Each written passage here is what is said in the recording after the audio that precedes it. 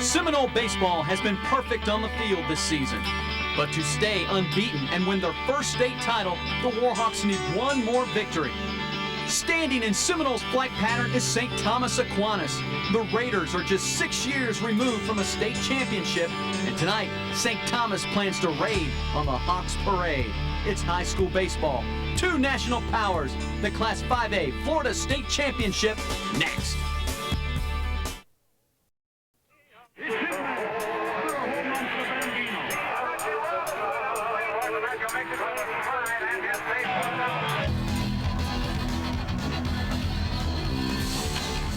From Legends Field in Tampa, Time Warner Communication Sports presents the Class 5A State High School Baseball Tournament. As the #1 ranked team in the nation, the Seminole Warhawks get set to take on Fort Lauderdale St. Thomas Aquinas.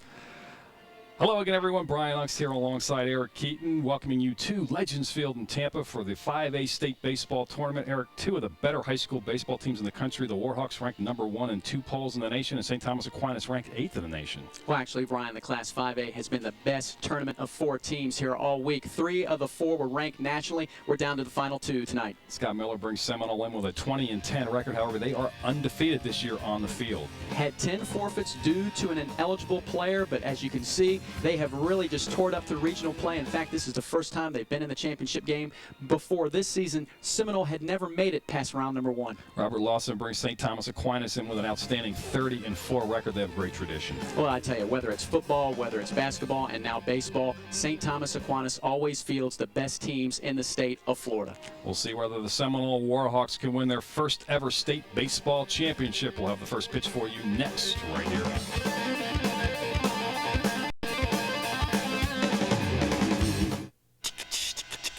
You gotta eat. What are you doing? You gotta eat. Say, who do you think you are? You won't get far unless you eat. You gotta eat a Checkers Spicy Chicken Sandwich, now just 99 cents. It's all white meat and it's spiced just right. Served hot and fresh with crisp lettuce and mayo. In between, without a doubt, we'll give you something really, really good. That's Checkers Spicy Chicken Sandwich, now just 99 cents. You gotta eat. Brian Uggs, Eric Keaton back with you here at Legends Field in Tampa. The 5A State Baseball Championship. St. Thomas Aquinas taking the field. The Seminole Warhawks will be the visiting team and bat first here in the top half of the first inning. Beautiful day here at Legends Field in Tampa. The 5A State Baseball Championship.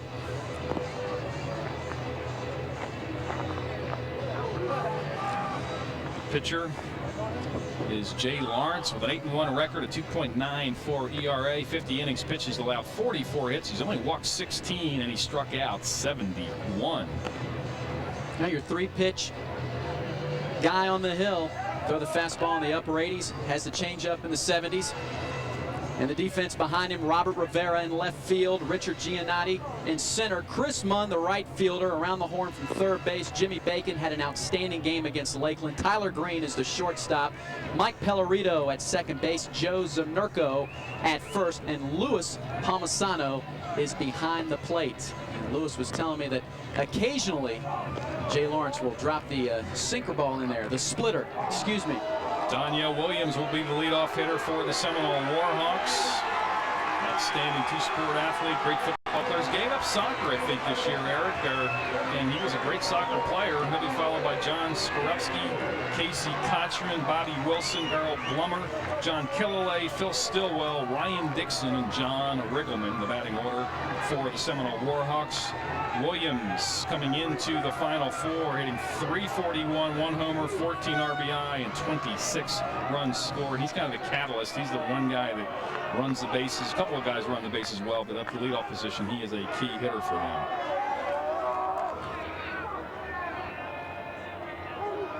First pitch from Lawrence, and there for a called strike. Well, Lawson, as I was mentioning earlier, will try to get ahead with the fastball, can drop in the curveball, likes to hold back that splitter as a surprise pitch. That according to his catcher. He's ahead 0-2. And Williams in the semifinals would fall behind early, and that curveball seemed to be his weakness. The open stance down, 0-2. That one a waste pitch up in the way. It's now 1-2. to Danielle Williams. Jay Lawrence, the right-hander, again the 2.94 ERA, 71 strikeouts in 50 innings, and only walked 16. Outstanding control. Breaking ball, he fights it off, but just punches an easy shot right back to the pitcher Lawrence, who puts it away for out number 1. Williams has been struggling at the plate, now 0 for his last 7. Talking to Coach Miller before the game, he said despite that Williams has still been able to get on base along with this next hitter, John Skorupski. An easy play for Lawrence on the hill. Skorupski, number 22, the left fielder, comes in to the state Final Four hitting .358 with a couple of homers, 20 RBI, and 30 runs scored. He also has a little bit of the open stance, as did Danielle Williams, facing the right-hander Lawrence. Swings and fouls it off of the plate. It's 0-1 to John Skorupski.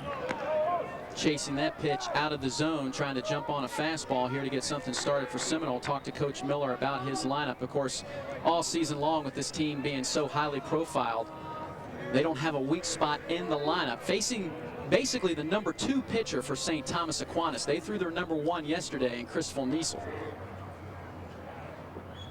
Breaking ball is on the outside part of the plate. 0-2 to Skorupski. So far, Lawrence early in the game staying ahead of the hitters.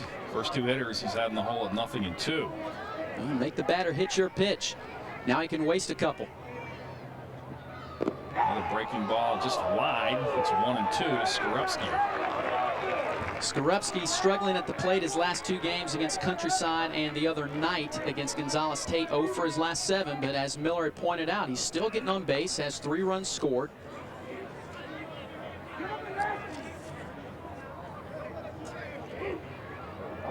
The 1-2 to Skorupski.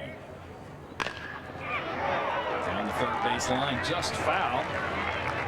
Name 1-2 to John Skorupski. And how these teams got here: Seminole beat Gulf in the tournament 11-1. They beat Punta Gorda Charlotte 8-3. Countryside 13-3. And yesterday Gonzales Tate had them down 2-1 after 4, but they came back to win at 7-2. Aquinas beat Miramar 13-0. Fort Myers Cypress Lake 4-3. Davie Nova 2-0. And Lakeland yesterday in Thriller 2-1. Top teams in the nation: Aquinas number 8, Seminole number 1 on a couple of different polls. Coach Miller looking for Skorupski to get on so they can set the table with Kotchman batting in the 3rd spot. That fastball is wide. Count evens at 2-2 to John Skorupski. Of course, Coach Miller told us before the game they've seen a lot of left-handers as of late, Eric, and he thought maybe the right-hander would be. 19 left-handers out of 30 games this season. Be a little better for his lineup to face. And this guy Lawrence, a little deceiving, kind of hides the ball. Good breaking ball. The 2-2 breaking ball, sky to deep left field. Going over is Robert Rivera, and he will collide with the center fielder, I think made the grab. That's Richard Giannotti. Not good communications there. Skorupski still rounding the bases. They've yet to have a signal that says the runner is out. He rounded the bases, and now a late call from Joe Seneca, the third base umpire, which is good umpiring. He would have to make sure he had the ball, but the player is down. Giannotti, who came over and covered a lot of ground, but it looked like Rivera's ball from the get-go. Rivera looked like he had a bead on it. This ball was hit fairly high, not that deep. It may be deep, of course, to some of these high school kids. They're not used to playing out there in Death Valley, about 390 feet. Of course, out here and up here in the booth, you cannot tell who's calling for it. Me, being a former center fielder, that's the center fielder's ball. If he at once said, "I've got it," the left fielder's got to back off. Yeah, on that replay, he did have a beat on the ball, did Richard Giannotti, and not good communications there. He talked to Coach Lawson before the game, and Chris Hill and his assistants, and they are a good fundamental team. You see the legs getting tangled up, and Giannotti apparently the one who came up the worst in that exchange, the center fielder. He's a key player for them. Picked up one of the few hits yesterday against the Lakeland Dreadnoughts. He's hitting .409, batting in the number 5 hole. Hopefully he will be okay and able to continue. You have substitution rules in high school baseball. They can substitute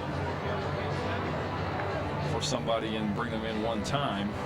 Home plate umpire is Mark Howes. The First base umpire is K.D. Wright. And your third base umpire is John Senecal. Senecal, the man running out there, and there's your head coach, Robert Lawson.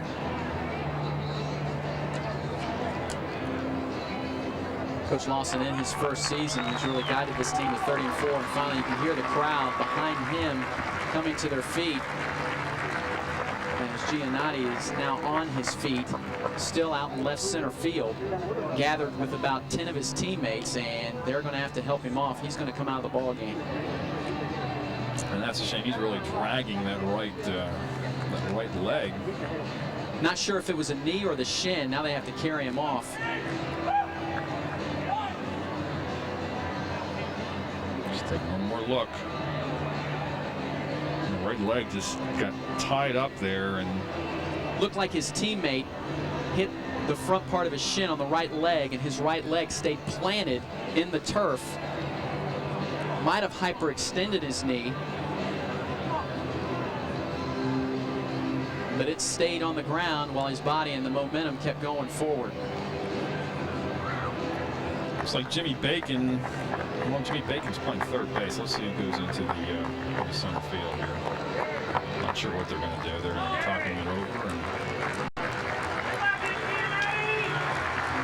that's a round of applause for Richard Giannotti, but he's a disappointed young man, and making the second put out here in the first inning. Comes off the field injured after a collision with his teammate Robert Rivera in left center field. And number 9 now coming out of the dugout, Jared Labasco. He's going to go to left field. Well, Richard Giannotti, an outstanding student as well as the majority of the team, St. Thomas Aquinas Raiders. He's a member of the National Honor Society.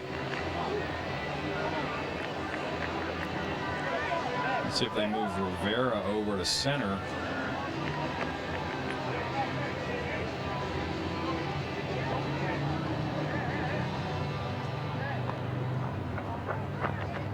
Well, we've played a couple outs, Brian, and we've already had an unfortunate incident. Don't know how much it will change the way Coach Lawson for St. Thomas Aquinas is going to play this game. I would think outfield-wise, losing his starter, he has another quality starter in Labasco that he was going to put in left field. Like so I would think defensively he wouldn't lose that much, but offensive-wise, Giannotti hitting .409 with 4 homers and 22 RBIs. So Rivera has gone over to center field.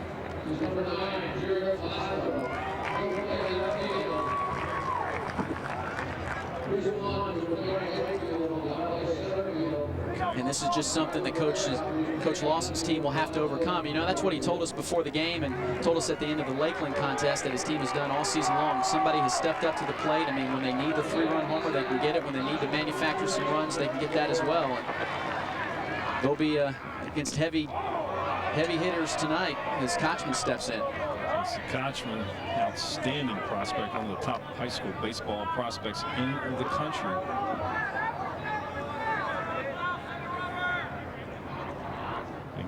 406 coming into the tournament. 5 homers, 23 RBIs, and 35 runs scored. He's ahead in the count at 2-0. So Chris Munn, the right fielder, went to center. The left fielder, Robert Rivera, went to right, and Jared Labasco comes into the game in the left field.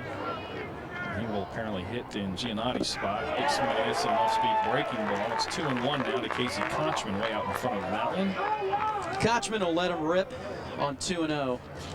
Watching this team throughout the season, every pitcher faced with a tough duty in getting Kotchman out. A disciplined hitter, hits well with 2 strikes. Another breaking ball, pops it up on the left side.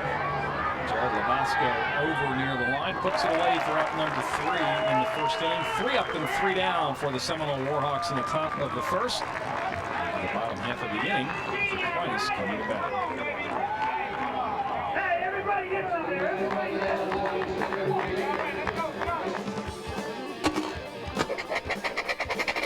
Most burger places serve perfectly shaped burgers. Not us. I mean, what's more important? Better geometry or better taste? cheese, french fries, coleslaw soup, baked beans, chili salad. Okay. Dallas, Ilik, Snape, Pas, Wasilok, Surfner, Isik, Eagleduck. Wow, she really does know her platter choices forward and backwards. Steak and Shake, famous for steak burgers. Back at Legends Field in Tampa, Brian Oxdare Keaton back with you. St. Thomas Aquinas will be coming to bat here in the bottom half of a scoreless first inning. John Killalea, the senior left-hander, 10-0. 1.17 ERA, 54 innings pitched. He's allowed 30 hits, 31 walks, and struck out 67. Brian, I can remember when we watched John Killalea play basketball. Of course, he's put on some muscle since then. His father used to coach the Seminole Warhawk basketball program, and since then, with his father retiring, John totally focused on baseball and will be playing next season at Florida Atlantic, depending on where he goes in the Major League Baseball draft here in a couple of weeks. The defensive unit behind him.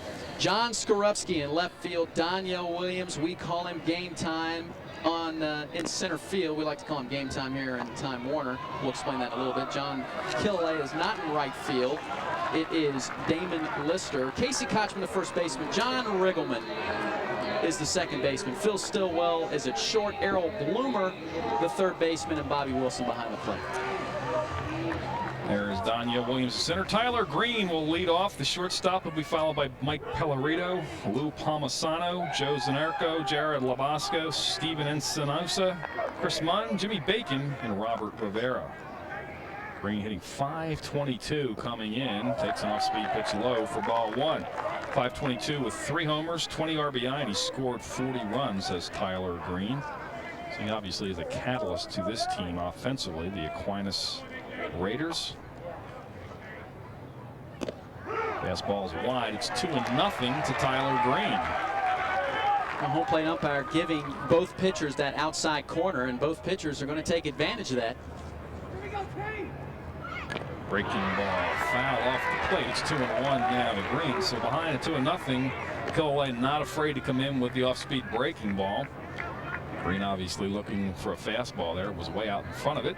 Count goes to actually 1-2. I stand corrected. Eric talked about the wide strike zone, and that second pitch was a strike. Good ground ball to third base. Blummer no problem over to Kotchman for the first out. So you are correct. Home plate umpire Mark House giving generously that outside pitch. Here's the replay. Bloomer gets a lot of action over there. Had 5 putouts last night. 5 assists rather. Gets a lot of action over there. It's been some high chopper all week long. No matter who's been the third baseman on any team, they've been getting a lot of action. Breaking ball to Mike Pellerito, low for ball one. Pellerito came into the tournament, the Final Four, hitting .373, a couple of homers, 23 RBI, and he scored 30 runs. He's the second baseman. Pellerito belted a double in deep center field yesterday, about 380 feet. And remind you, since we're here at Legends Field, the dimensions the same as Yankee Stadium. 318, 314 down the lines, 408 in center field, and in the gaps in left center, you have 399, and in right center, 385. So these center fielders like Daniel Williams, and of course you have Labasco and Rivera out there now in the field. They have a lot of ground to cover. Yes, they do. The 2-1 to Pellerito. Dinks it in the right field, coming on, and not making the play is Damon Lister. I think he may have lost that in the sun, Eric. Yes. He started back, and then he tried to dive for it. As you can see by the shadow, the sun is directly in front of him. He's looking right into it, and that's a difficult ball, a low-line drive. Well, he had the natural reaction to go back first. Did not want this ball to get by him. Took a couple steps in, and he had it. Might have hit off the heel of his glove. The best thing he did was keeping the ball in front of him. That'll be a single for Pellerito. Tough play out there for the right fielder, Lister. Brings up Lou Palmisano. Fastball high and away for ball one. Palmisano hitting .472, 1 homer, 27 RBIs, and 5 runs scored. Killalea chases Pellerito back to first.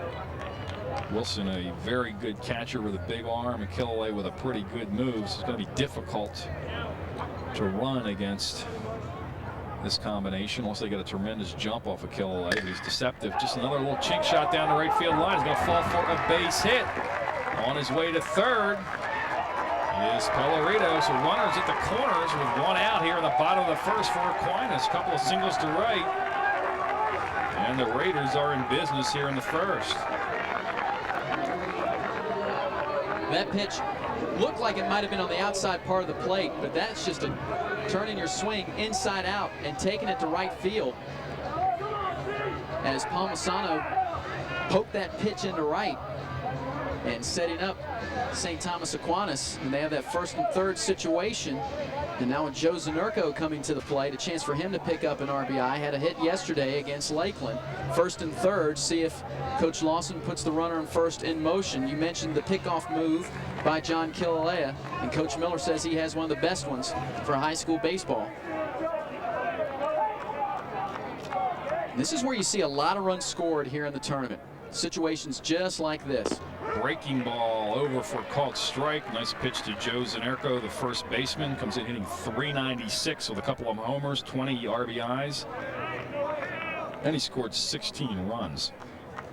There's that move, and diving back, we're going to have a courtesy runner over there for the catcher. That's Evan Swaisland.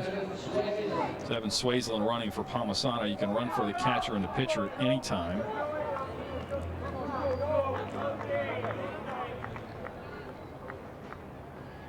Fastball could be a double play ball. There's one over the first for the double play. Turned nicely by Riggleman. Stillwell over to Kotchman to get Killalea out of the first inning. The runners on first and third. So a well-played ball by Riggleman. Turned nicely by Stillwell. And they're out of the inning. They strand one runner to the Aquinas Raiders on a couple of hits. We'll move to the top half of the second in a scoreless contest.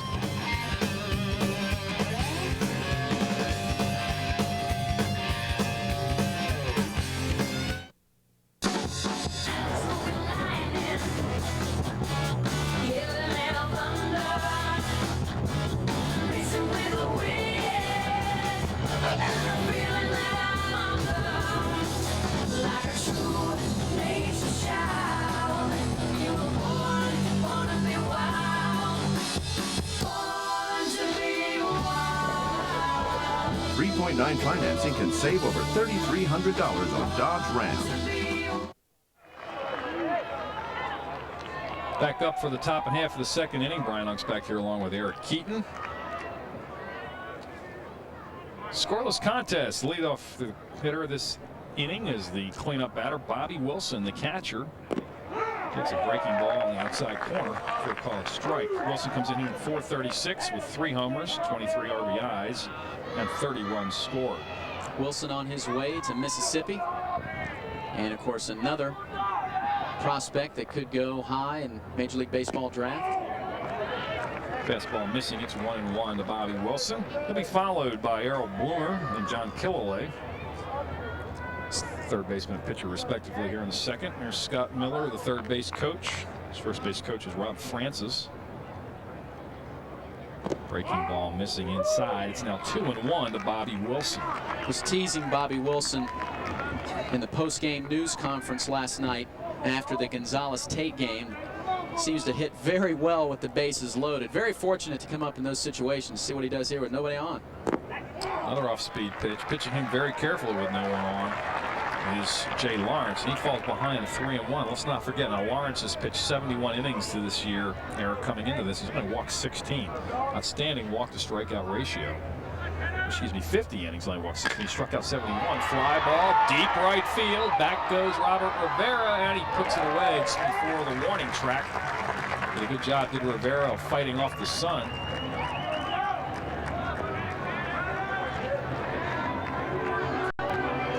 So Rivera, who started in left field now in right field, Munn moves over the right fielder to center. It started because of the injury to Giannato, so the starting left fielder puts it away in a right field for the first out. Robert doing a nice job of fighting off the sun, and Harold Bloomer steps to the plate. Bloomer hitting .310, a homer and 18 RBIs. 3 for his last 7. Trying to pick up the first hit for the Warhawks. Nubs it off the bat. Should be an easy play for Pellerito, who fires over to Zanarco for the second out.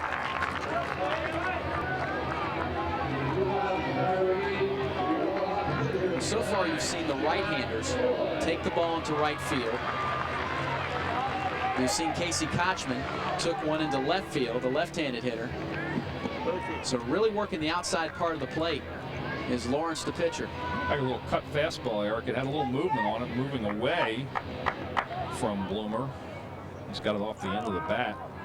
This is John Killalea, the pitcher, hitting .338, 20 RBIs, and 20 runs scored.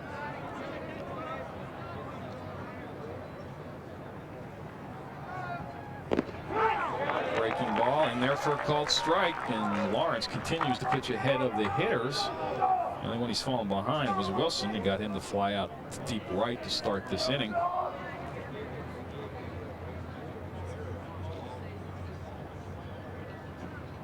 That one hits him, so Seminole with their first base runner as Killalea, the pitcher, hit with the like an inside fastball. And he'll be a 2-out base runner at first. No fear in the box. Take one for the team. That's the old adage. Takes it right on the front part of the leg, and he'll get a pinch runner. TJ Large will come in, last night's game-winning pitcher. So Large will be the courtesy runner for the pitcher here with 2 outs. Large, a very good base runner according to Scott Miller. See, with a left-hander up, and they're gonna have to hold him on with 2 outs. And then when Large can run pretty well, so big hole on that right side now for Phil Stillwell, the shortstop. He's a switch hitter. Hitting .298 with 13 RBI, 10 runs scored. Had 2 key hits last night in the win. Pokes one on the left side. Tyler Greene, easy toss over to Mike Pellerito to retire to the side. So Seminole will strand 1 runner. Go to the bottom half of the second inning in a scoreless contest.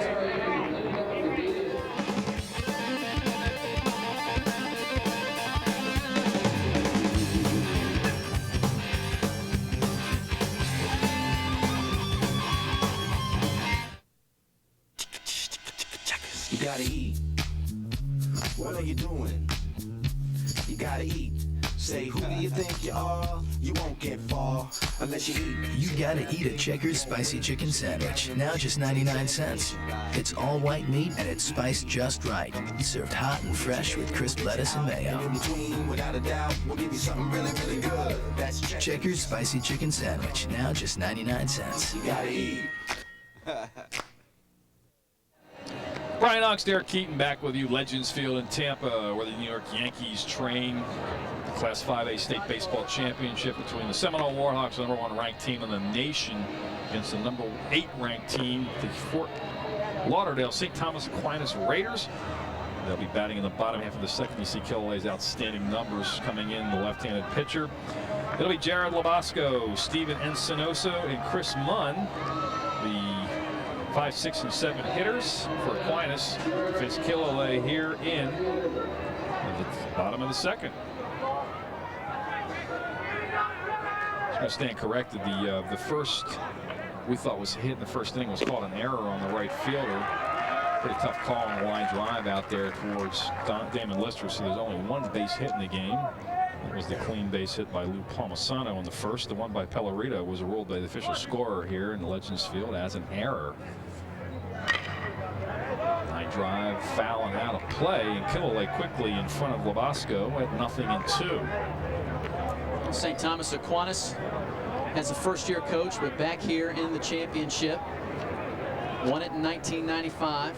Breaking ball strikes him out swinging. So 3 pitches, and down goes Labasco for the first out here in the second. That was a big looping curveball.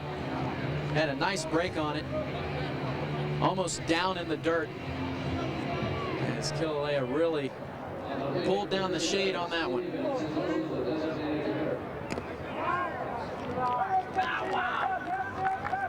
Encinosa, the designated hitter, takes ball 1. Came in hitting .461. Limited action with 8 RBIs and 5 runs scored. Kind of even as a 1-1 to Steven Encinosa. Encinosa had the game-winning hit against Lakeland in the semifinals. Breaking ball just missing. Warhawks has been giving that pitch. Must have been a little bit high. Killalea going to the breaking ball a lot here in the bottom of the second against these right-handed hitters. The 2-1 to Encinosa. Swinging, waving at a wide fastball to even the count of 2-2.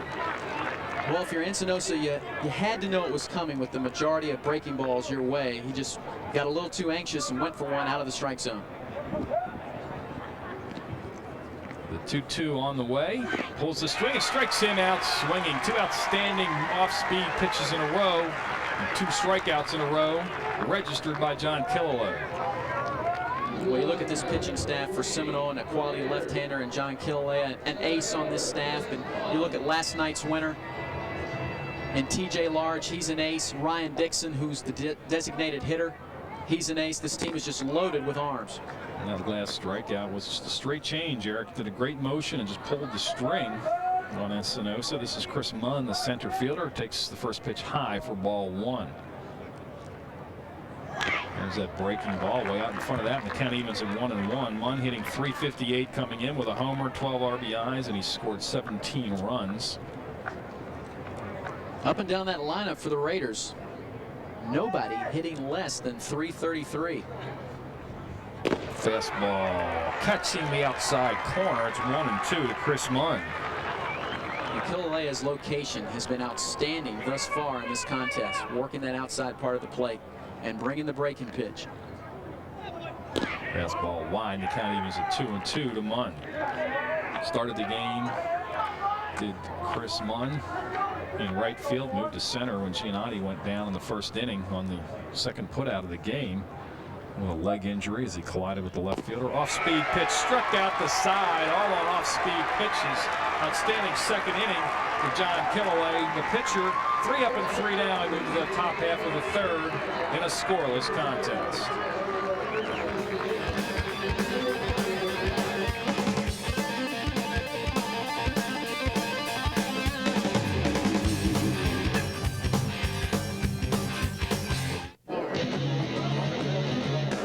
Only at the dugout.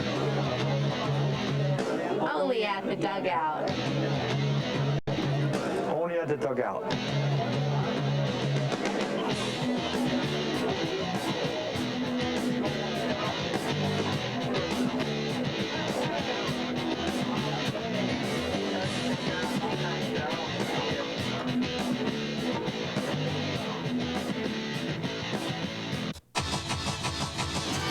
Dead ball, offside on defense. Oh, let's go down to Ed Hughes. Thank you. Big hit. Holding on the offense. 10-yard penalty. Before the snap, movement on the offensive line.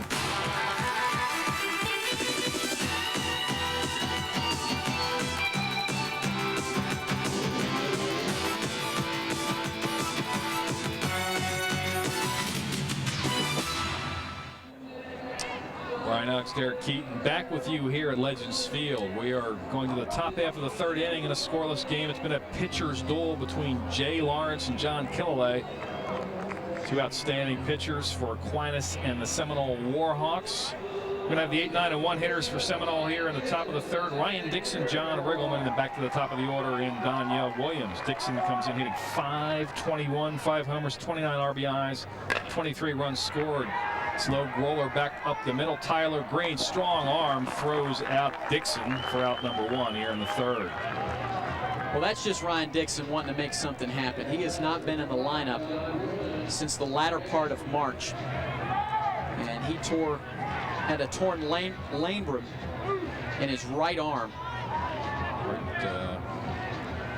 And he's a pitcher, but still that didn't irritate him as far as swinging the bat. He's on his way to the University of Miami, and that's just a little anxious. He's a great prospect as a pitcher. Hopefully he'll bounce back fully from that surgery. Outstanding hitter also. Bottom of the order, John Riggleman comes in hitting .240. Takes the breaking ball for ball 1. It's probably one of my favorite players that I've been able to watch here in Pinellas County. It's got to be Riggleman. He's just a guy that does all the little things for you. He's going to get on base, doesn't matter how, whether it's an error, walk, slap one to the right side. It may not look pretty, but he's going to get on. Down low inside, it's 2-0 to Wriggle. When we saw him start the double play in the first, it got Killalea out of trouble. It wasn't necessarily a double play ball, Eric. That was kind of a touch and go. When he got rid of that ball in a hurry over to Stillwell in great shape to retire both runners and end the inning with a threat on first and third. Breaking ball on the outside part of the plate. It's 2-1 now to Riggleman. I don't think Riggleman thought that was a breaking ball on the inside part of the plate. He might have thought it was on the outside part of the plate, and it was a breaking pitch, but he did not agree with the call. Pretty good eye. Of the plate, no. Pretty good eye up there in Riggleman. They call him Riggs. He's a cut up as well. Time called.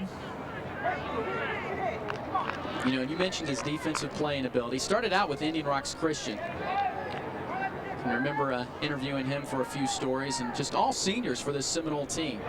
Quality ball club. Final game. Fastball missing. It's 3-1 now to Riggleman. See, Riggleman's thinking that's the same pitch I just faced on the last throw, and I should be down on first base. He will try now to. Should see a fastball here. Work his way on base for Daniel Williams. The 3-1. That one is low and away, and he draws the walk. 5-pitch walk given up, unusual by Jay Lawrence. Again, he's only walked 16 coming in 50 innings. So he'll be a 1-out base runner at first. Back to the top of the order, and Daniel Williams, who popped up to the pitcher, Lawrence, to start the game. And as far as Lawrence, he's been getting ahead of all of the hitters, and here he picks the number 9 guy to fall behind a little bit. Now he's back to the top of the order. Don't be surprised if Williams tries to drop one down, maybe push one to the first, or go ahead and sacrifice with the number 2 guy coming up. Well, Jimmy Bacon realizing that, moving up a little bit third, playing it just off the infield grass at double play depth. And he pushes it on the right side. And they're going to just retire Williams. It was close. Looked like an easy play initially for Joe Zanerko, coming over to cover Mike Pellerito, and Williams almost beat him to the bag. So the outstanding speed by Daniel on the play. Riggleman moves to second. Williams got the head of the bat out there and punched this one just a little bit too far. First baseman thought about throwing it over to second. Zanerko took a look and decided to go ahead and get the easy out, let his pitcher get Skorupski at the plate. Whether they scored that a sacrifice, it looked to me like he was bunting for a hit there, but again, the first inning we thought there was a base hit and they called it an error, so we'll wait for the official score.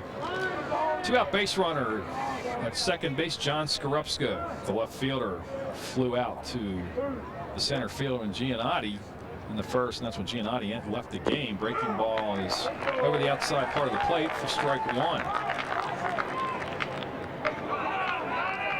Lawrence now with his first real threat by Seminole, with a runner out there in scoring position in Riggleman. Riggleman has some wheels.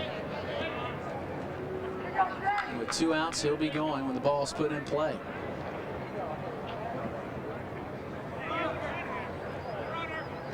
The 0-1 is Skorupski. Grounded 1-hop, 2-hopper to the shortstop. Greene, the throw, retires the side. So the Warhawks strand 1 runner. We move to the bottom half of the third inning in a scoreless contest.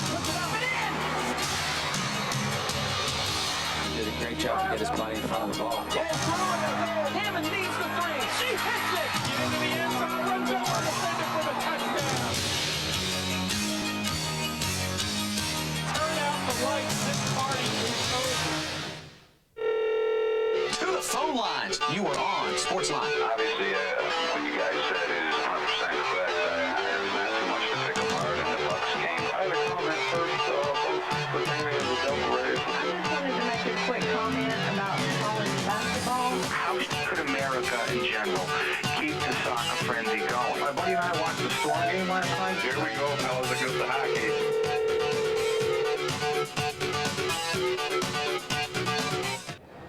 Back at Legends Field in Tampa, moved to the bottom half of the third in a scoreless 5A state championship game between the Seminole Warhawks and the St. Thomas Aquinas Raiders. Brian Hawks back along with Eric Keaton. Hope you're enjoying Time Warner's coverage. Outstanding high school baseball. John Killalea hooked up in a pitching duel with Jay Lawrence from Aquinas. Killalea struck out the side in the second. 8, 9, and 1 hitters. Bacon, Robert Rivera, and back to the top of the order, Tyler Greene here in the third. For Aquinas, first pitch is inside for ball 1. To Jimmy Bacon, who came in hitting .333 with 3 homers, 22 RBIs, and 18 runs scored. Line drive, left side, could be trouble. Extra bases for Jimmy Bacon. Running it down to Skorupski. They'll fire it back in, and Bacon on second with a leadoff double here in the bottom of the third inning. Fine piece of hitting by Jimmy Bacon. Did it in the semifinals with the glove, and here today picking up his second hit in the Final Four, just lacing that one down the left field line. Going to take a weird hop on Skorupski here. He's fortunate that it bounces back in play just a tad away from him and towards second base so he can get the throw back in. Otherwise Bacon might have took off the third. Seminole looking for the sacrifice from Rivera. Squares around, gets it. They've got a shot at third. Too late though, and that could kill the Warhawks. As Casey Kotchman thought he had a shot, but good base running there by Jimmy Bacon. Beats the throw, and now they have runners to corners with nobody out here in the third.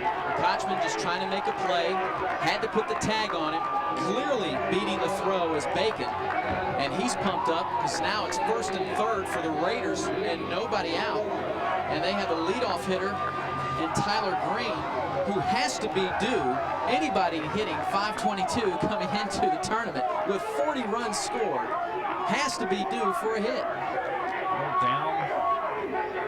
Nobody out here in the bottom half of the third inning and no score. The Warhawks will be looking for a double play ball up the middle. They'll play the infield at double play depth with nobody out. And the fastball is wide to Greene, who grounded to third to start the game. Well, the third lineup, they can afford to give up a run, go ahead and get the couple of outs. That's not a problem for Seminole. Move, Killalea moving. And the runner, Rivera, back. First base coach is Chris Hill, who I played semi-pro ball against up in Delaware 20-some years ago. His father was a scout for the Pirates. Leroy Hill, say hi to his dad.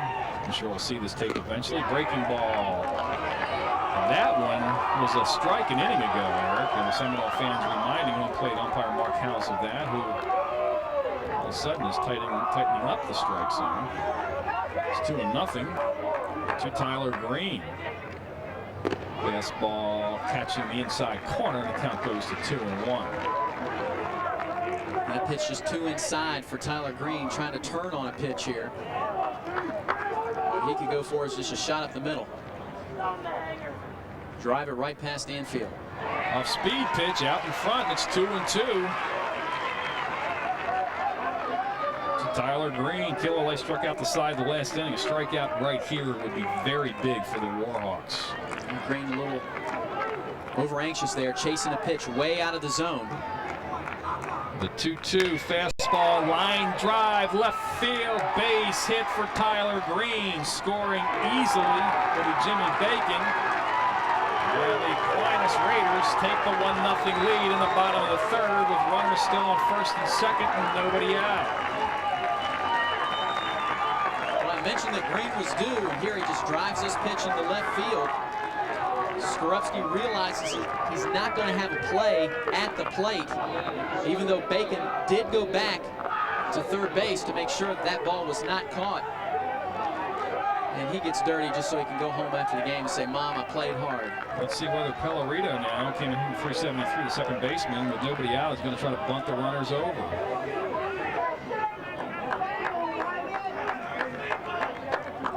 Killalea chasing the runners back, and great play by Kotchman to knock that ball down. That was almost thrown away. Yeah, Kotchman was behind the runner, and usually if you see that, it's pretty much what the Mets did last year. If you caught the World Series, they would go ahead and use the pickoff at first. One is popped up. Of the runner. And it'll roll foul. Great play by Killalea to let it roll foul, because that would have been a base hit. Sacrifice bunt, popped in the air, kicked to the left side and rolled foul. And it's 0-1 on Mike Pellerito. Nice decision by Killalea to make sure he saw the spin on that ball, knew he was close to the foul line, let it go, get ahead of the hitter. Daniel Williams way in at center field. He has the speed where he can catch up. Obviously, Seminole feels there will still be a bunt on. He takes it high, and the count evens at 1-1. Now Kotchman's coming in at first. They're going to rely on Killalea to take anything that is on his right side down the third base. Bloomer's staying at third, hoping that they can get a force out at third base. Round the bunt again, and does not get it down. It's Pellerito. It was not a good effort, and it falls behind at 1-2. Let's see whether they leave the bunt on, as Coach Robert Lawson, or whether he allows him to swing away down with 2 strikes. Here's Coach Robert Lawson. Said he wasn't thinking too much about reaching the state finals and the Final Four here in his first year. He said possibly next year or maybe over the summer when we have. Go there. I'm sorry. When we have a chance to think about it. He said right now if I take my focus off the ball game, we might not make it past the final 2. I think he may have left the bunt on. He just kind of shook his, didn't put a signal on, just shook his head to the batter Pellerito. They called time to go down and confer with Robert Lawson. 1-2, nobody out here in the bottom of the third. 1 run already in. Aquinas leading at 1-0. Gonna swing away, off speed pitch, just missing. Again, that looked like the same pitch. It was a strike an inning ago. Well, you're going to hear the grumblings from the fans. They're not going to like, one side is going to enjoy the call, the other one is not. But a big pitch, a big strikeout for John Killalea. That's what he's looking for, and he's missed outside with both of those pitches. Now ran the count to full. See if Coach Lawson puts the runners in motion here. He's got some speed out on the base pass. Some pressure on the Seminole defense, but could run into a double play if Killalea can get a strikeout. Let's not forget he struck out the side in the last inning. Seminole did have one of those last night. Strike him out, throw him out. Not going. Foul down the right field line and out of play, and the count remains full to Mike Pellerito, who sent a liner to right field that I thought should have been a base hit, but the official scorer here called it an error in his first and only at bat. Pressure pitch. With a man on the hill. Do not want to load the bases. With the third hitter coming up, Louis Palmisano, and you can hear the reaction from the crowd. That's because the home plate umpire just went and brushed off home plate. That's what I'm sure they were asking him to do. After sarcastically giving him a hand. A couple of pitches ago, the one breaking ball looked pretty good from up here. But we do not have, obviously, the angle that the home plate umpire Mark House has. Seminole and John Killalea will look for a double play ball right here. Trying to bust him inside. Breaking ball, line drive, left center field. He left it up, and it's going to hurt. Daniel Williams over in a hurry, gets it into the infield. The runner will score easily. That was Robert Rivera. It's 2-0. Aquinas, and they still have runners at first and second with nobody out here in the third. So consecutive RBI singles by Tyler Greene and Mike Pellerito stake Aquinas to a 2-0 lead. Keeping the hands back, not getting the bat out too soon and waving at one. A nice piece of hitting by Pellerito. No chance for Williams to make a play at the plate. Good speed coming around from second. I got that breaking ball up on the third count pitch, and Pellerito waited back, as you mentioned, and sent it sharply in the left center field. Round the bunt, gets it down nicely. Wilson's only play is to first, but the runners advance and 1 down. Nice sacrifice by the catcher, Lou Palmisano. And singled it back in the first. And he's the third hitter. A lot of people might look at the scorebook or look at the situation and say, hey, why are you having your number 3 hitter? Well, Coach Lawson said, sometimes if we get the 3-run homer, great. But he's not going to waste an opportunity to move runners over, even if his 3rd or 4th hitter come to the plate. So Robert Lawson putting the bunt on with his number 3 hitter. Greene at third, Pellerito now at second for Joe Zanerko, who grounded into a double play to end the first inning. Zanerko is going to call timeout. And out comes the pitching coach for Seminole, Jerry Reed. You don't see him make this trip too much to the mound for Seminole. But he is going to discuss a few things with his pitcher and his catcher. Of course, Jerry Reed pitched in the majors with the Seattle Mariners. All his pitchers were undefeated on the field this year, so he has not had to make not a too bad many job. moves. But in trouble here. John Killalea, after an outstanding second inning, struck out the side. Bacon started it out with a line drive double down the left field line.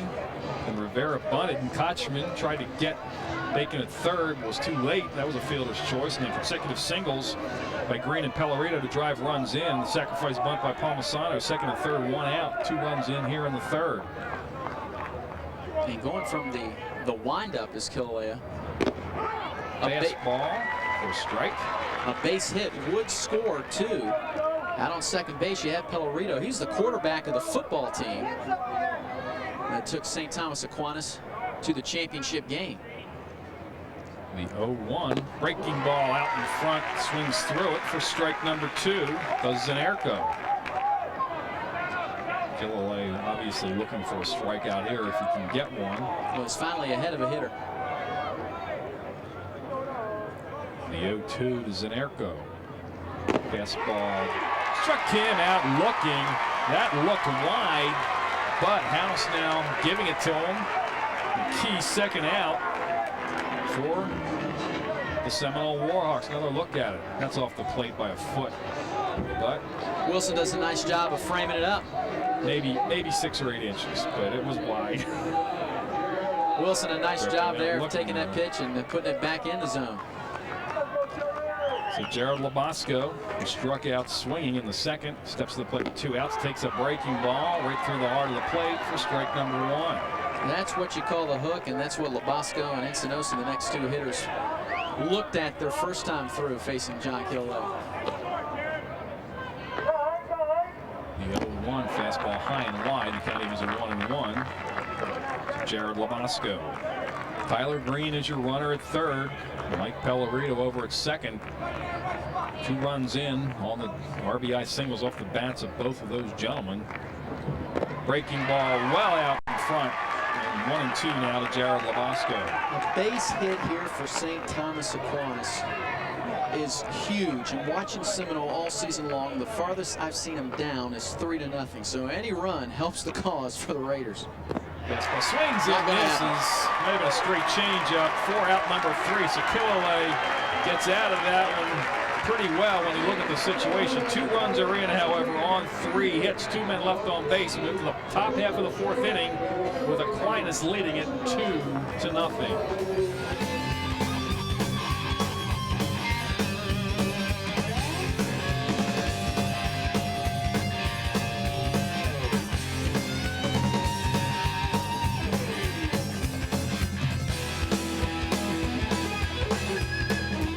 Why do we call them steak burgers?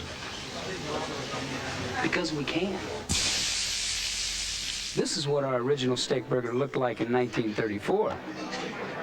Who says they don't make them like they used to? Why do we slice our pickles the long way?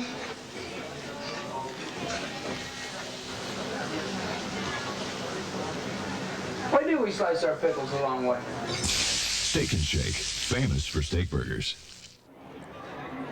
Warhawks, Derek Keaton back with you at Legends Field in Tampa, where the Raiders from St. Thomas Aquinas have taken a 2-0 lead on a 3-hit 3rd inning.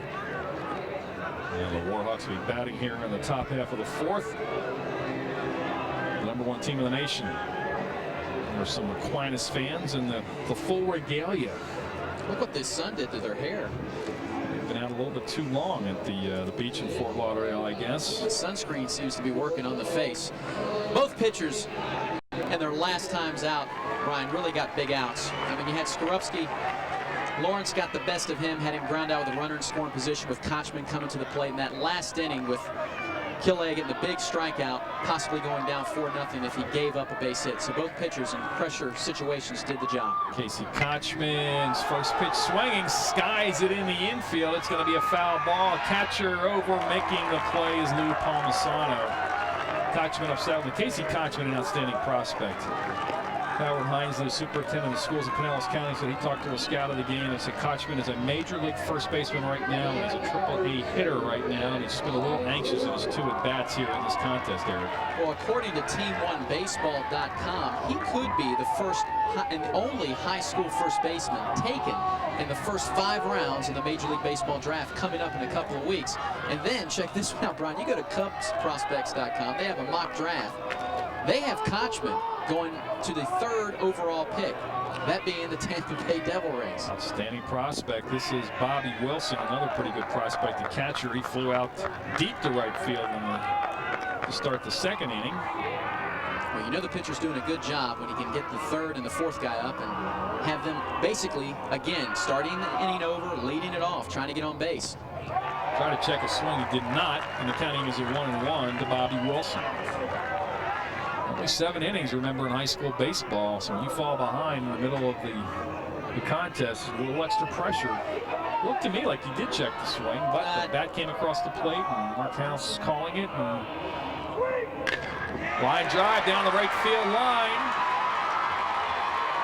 Over in a hurry to cut it off was Rivera. Does a good job of holding Bobby Wilson to a single, but Seminole with their first hit of this contest off the bat of Bobby Wilson. Let's see if that gets the bats going now for the Warhawks. Wilson's been hot 5 of his last 8. Nobody on base for him here, but he finally gets the first hit for the Seminole Warhawks. Fought off that pitch, sent it into right field.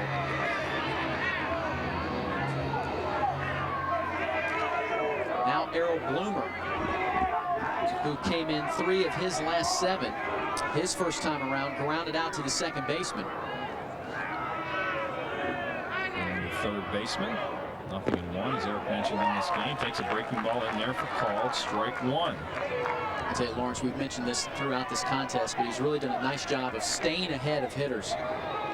Yes, he has. Again, only 16 walks coming in 50 innings and struck out 71 in 50 innings. It's an outstanding strikeout to walk ratio for any pitcher at any level. Breaking ball in the dirt. Nice play by Palmisano. Moves well for a catcher. We saw him stay with that high pop-up, the foul pop-up by Kotchman. Looking into a tough sun and put it away. Good-looking athlete. They're playing Bloomer to put one into left center. The 1-1 to Bloomer. Ground ball. This is to Greene. Greene to Pellerito over to first for the inning-ending double play. So the 6-4-3 double play executed to perfection by Aquinas. Greene to Pellerito to Zanerko to retire to the side. We move to the bottom of the 4th. The score, St. Thomas Aquinas 2 and the Seminole Warhawks nothing.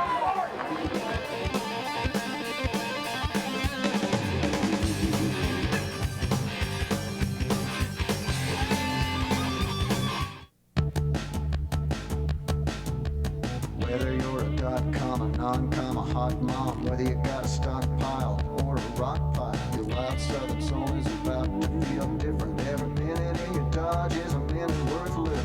The only available V8 in its class, 4 big doors, and now a big $2,000 cash allowance or low 0.9 financing. In a word, it's big.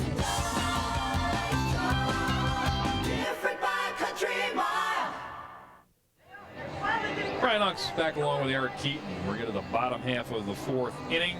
2-0 Aquinas. The Raiders from St. Thomas Aquinas over the Seminole Warhawks. The #1 ranked team in the nation, the Warhawks. Aquinas ranked number 8. Scott Miller there talking to Mark House, the home plate umpire. And he might be talking to him about that last double play, because to me it looked like Pellerito caught the baseball off the bag. Now, of course, anybody that follows baseball, whether it's Major League Baseball or college baseball, the infield umpires are very generous at giving the second baseman or the shortstop at making the turn when they're around the bag. Off the bag, well, makes the catch. That might be what he's arguing about. Of course, we have no way of knowing, but that's a pro call right there. That is, but that was so. But we're not that playing was pro so ball. blatant. I mean, he wasn't dragging his leg. A lot of times they drag the leg and maybe don't make the clean contact with the bag, but he was past the bag when he caught that ball. And it was a good pickup by my partner Eric Keaton there. We got this man, John Killalea, for the Warhawks to keep them in the game after a two-run third inning. This fine Aquinas team, and 3 hits, one double, and a couple of RBI singles by Tyler Greene and Mike Pellerito give them a 2-0 lead. Line drive foul out of play off the bat of Steven Encinoso. He struck out swinging back in the second. The inning that Killalea struck out the side. Killalea has 5 strikeouts through 3 innings. Has allowed 4 hits. Encinosa did not start yesterday, but gets the call today. Breaking ball was his enemy, his arch enemy the first time through. Here he's trying to sit on a fastball. The 1-1, there's a breaking ball. Slow roller back up the middle. Pellerito makes the nice play, showing good range. 4 out number 1 here in the 4th. Tried to sit on a fastball, but Mr. Killalea wasn't going to give him one.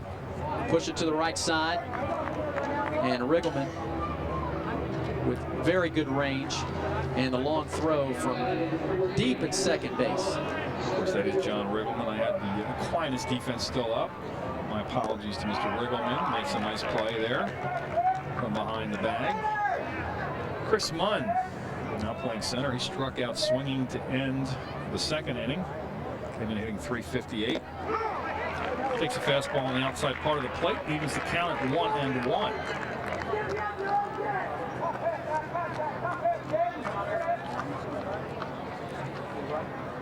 Breaking ball missing wide. It's 2-1 now to Chris Munn. Chris Munn trying to get something started here for St. Thomas Aquinas. They have to build on that 2-0 lead. I would not think that it would be safe with watching Seminole play and the bats that St. Thomas Aquinas possesses. Got some help that time. KD Wright, the first base umpire, tells Mark House, yes, he did swing, and it's now 2-2. Chris Munn, well, they were down 2-1 yesterday. Eric came back, and it was the only game. You see that the bat did cross the plate. Didn't break the wrist as much, but it crosses the plate. Whether they call it a strike, they call it a swing. Swung through an off-speed pitch for the second out. 6 strikeouts now registered by John Killalea. Munn almost spun around the second time and almost tried to take a 4th strike and almost hit it with his backhand. He spun around off balance on this pitch. Back a straight change again, Eric. He's throwing a breaking ball and a straight change. Well, that's what he possesses, the breaking ball in the low 70s. That changeup will hit the high 60s, and his fastball, he can touch up the radar gun in the low 90s, usually maintains that high 80-mile-per-hour average. Bacon sends a sharp line drive. Knocks somebody off their seat, and he still caught it. I think he sat on it. Bacon started the 3rd inning with a double in that direction. A little late on that one, but he sent it down the third base side. And he scored the first run of the contest. There was a breaking ball in the dirt, and it's 1-1 to Jimmy Bacon, the 3rd baseman. It was the bottom of the order, as you mentioned, Bacon with the double, getting it started for St. Thomas Aquinas, as he'll take a little bit of time to readjust some of the batting gloves before he steps back in. Aquinas knows that they can get a rally going and touch up Killalea. Breaking ball well out in front, and it's 1-2 to Jimmy Bacon.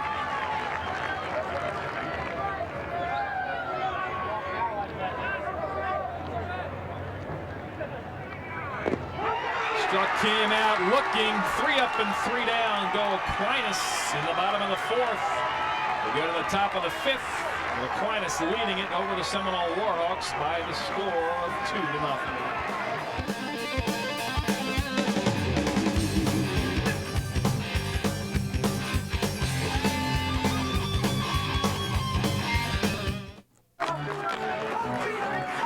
We formed the Jerry Hackers because we love hockey.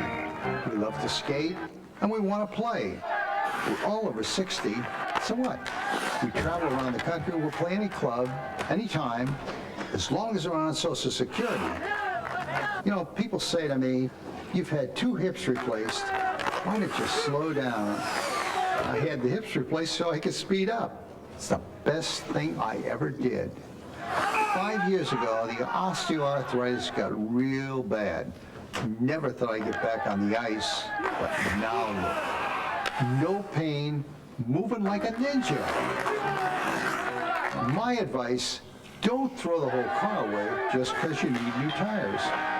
For more information on getting your bones and joints back in the game, call the American Academy of Orthopedic Surgeons or visit AAOS.org.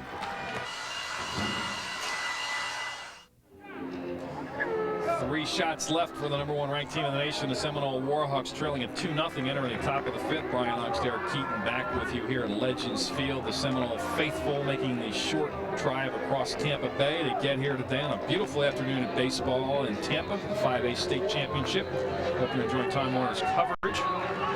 6, 7, and 8 hitters, John Killalea, Phil Stillwell, Ryan Dixon to face Jay Lawrence here in the fifth for the Warhawks. Top of the fifth inning. Any part of the fifth inning, the top or the bottom, has been magic for the Warhawks this season. They seem to have their rallies at about this point. Don't know if Jay Lawrence knows that, but the Warhawks have it. Should step to the plate with a bit of confidence. This pitch missing wide for ball one. He's throwing a splitter too, Eric, is Jay Lawrence. Well, doesn't use it that often, but a lot of ground balls. As now starts to fall behind. We saw that he fell behind against Riggleman. The bottom of the order needs some production here. You get Killalea on, you know, he'll have a pinch runner with Stillwell coming up, and he has a bat that can put the ball in play. Time called. Killalea was hit by a pitch back in the second inning. The 2-0 on its way. Skies one to shallow center. Out goes the shortstop Tyler Greene. Cannot make the play. Seeing eye single for John Killalea to start the fifth inning for the Seminole Warhawks. And as Eric Keaton just mentioned, this has been the magic inning for the Warhawks in many key games this year. Looped the bat a little bit. As you mentioned, skied it, brought it up. Tyler Greene not able to go back. He's probably leery of his center fielder out there. His center fielder was not playing too fairly deep, but remember, Giannotti is out of the game, and he was replaced by Labasco in the lineup. Shortstop Phil Stillwell, 2 key hits last night. The switch hitter steps to the plate and grabbed into a fielder's choice to end the second inning. Tries the bunt, pops it up, and this is going to be a double play. Disastrous for the Warhawks, and a great play by Zanerko. The runner was moving Killalea on the bunt, just did not execute, and Phil Stillwell got it up in the air, and a double play results easily for Aquinas. TJ Large, the pinch runner, he has no idea that the ball had been popped up. He's going to be moving. Has seen Stillwell bunt many a times in practice, BP, in games, moving with the pitch. He has the speed, but Coach Miller there had the leadoff runner on, had a good hitter at the plate, somebody that could put the ball in play. Possibly Stillwell should have went with a straight sacrifice and tried not to get on. Nice diving play by Pellerino to retire the side. Aquinas fired up. They are 2 innings away from upsetting the #1 team in the nation.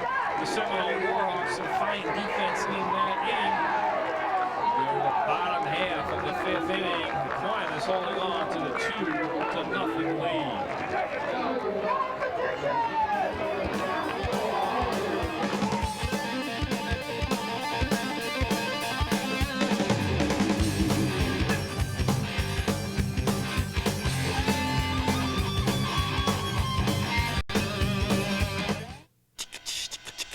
You gotta eat. What are you doing? You gotta eat. Say, who do you think you are? You won't get far unless you eat. You gotta eat a Checkers spicy chicken sandwich, now just 99 cents. It's all white meat and it's spiced just right. Served hot and fresh with crisp lettuce and mayo. In between, without a doubt, we'll give you something really, really good. That's Checkers spicy chicken sandwich, now just 99 cents. You gotta eat. Brian Knox, Derek Keaton back with you here at Legends Field. St. Thomas Aquinas leading it over the Seminole Warhawks 2-0. We move to the bottom half of the fifth inning. going to have the 9, 1, and 2 hitters up for Aquinas. Robert Rivera, Tyler Greene, and Mike Pellerito. This is the combination that really helped get it started back in the 3rd after Bacon doubled. Rivera bunted. Fielder's choice was safe, and Greene and Pellerito both had RBI singles. John Killalea has settled down since then. 7 strikeouts through 4 innings. He's retired the last 6 hitters in a row since allowing 4 straight base runners. Tough play in the hole. Philwell still a long throw, will not get there. Infield single for Robert Rivera to start the 6th inning. 5th inning, excuse me. Stillwell with a nice attempt in the hole, got rid of the baseball very quickly as Bloomer was in on the edge of the grass to prevent a bunt. Kotchman realizes that he's not going to get him and comes out to make sure the ball doesn't get by him. A nice job by Stillwell to get over. Just too much wheels running down the first base line. See where the Greene sacrifices the runner over here, leading it 2-0. The move by Killalea chases Rivera back to first. Greene is 1 for 2. Grounded out to 3rd and singled and drove in a run back in the 3rd. Squares around, takes a fastball high and wide for ball number 1. Again, another one of these situations where you have a guy hitting better than .520 during the season, and he's squaring around the bunt. See if he just puts it down to sacrifice or if he tries to go for the hit. Again, Killalea with the move to first. Something we saw Stillwell do in the top half of the inning. Looked like he was going for the bunt single instead of sacrificing and trying to get the runner in scoring position. Resulted in the double play. They really killed the threat that inning. There's the bunt. It's a good one on the right side. A lot of confusion by Seminole. Kotchman will not get it there in time. He thought that Killalea was going to take it. They didn't communicate. And this is the way that 3rd inning started, with a sacrifice bunt that they took a gamble on, the fielder's choice. And 2 runners on with nobody out. Now look for Mike Pellerito to bunt the runners over. Playing small ball, working effectively for Lawson. That ball, possibly Kotchman thought it was hit just a little bit harder. Maybe he thought Killalea was going to get over there and get it. He backed off. As you mentioned, the communication has been excellent for St. Thomas Aquinas so far. And now with 2 men on, they're forcing their defense and forcing their pitcher to make excellent pitches, not make a mistake, not leave a pitch up. Looking for the bunt here again, squaring around, taking it high for ball 1 is Mike Pellerito. Was safe on a line drive error in the 1st, and he singled and drove a run in back in the 3rd. And the Seminole baseball team, at least 9 of these players have played with each other since their early teens or even younger than that on different teams in the area. Well, you can say the same about that with St. Thomas Aquinas. Pops it up. Killalea will not have a double play. Good base running by Aquinas to get back, but good pitching by Killalea to make him pop up the bunt. Now they can look to roll a double play ball and get out of the inning. The Raiders were not running immediately with the pitch, and that one was popped up a little bit too high. Like Stillwell's, it was more of a line drive. That one stayed up in the air a little bit long, and he gave the Raiders the luxury of recognizing it and heading back to the bag. Palmisano. The catcher steps to the plate. He's around the bunt, takes it high for ball 1. Palmisano was singled back in the 1st, and he had a sacrifice bunt in the 3rd. Well, you got your 4. If he can get a sacrifice and get the runners in scoring position, then he can have his number 4 hitter coming up. Chance to get a couple of RBIs. I think Robert Lawson they may have missed signal there, because I think Lawson was acting like, why are you bunting? But we'll see. Maybe he's backed around. Moving him over for 2 outs, though. Usually number 3 hitter, you're going to want to hit in this situation. Let's see what happens. With nobody out, I think it's an easy decision to bunt him over. When they have the number 3 hitter who came in with 472 with 27 RBIs, I'm going to want him swinging the bat here. Let's see what happens. He's swinging away. It's a breaking ball wide. It's 2-0 now. You know, we were Palmisano. looking at Palmisano's stats and 27 RBIs, but only 5 runs scored. He must either sacrifice a lot and have a lot of RBIs that are walk-off situations, game-winning hits. This is technically a game-winning situation for St. Thomas. Drive to deep left field. Skorupski on his horse is not going to get there. This one's going to fall in. The base runners have to wait to see what's going to be caught. There's going to be a play at the plate. The throw is not going to be in time. Throw to third, not in time. Runners at first and third. 1 run in. And Aquinas now leads it by the score of 3-0.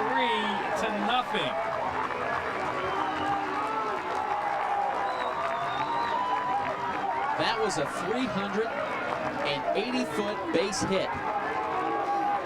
A rip by Palmisano in the deep left center. Williams can't catch up to it. Ball lands just at the feet of Skorupski.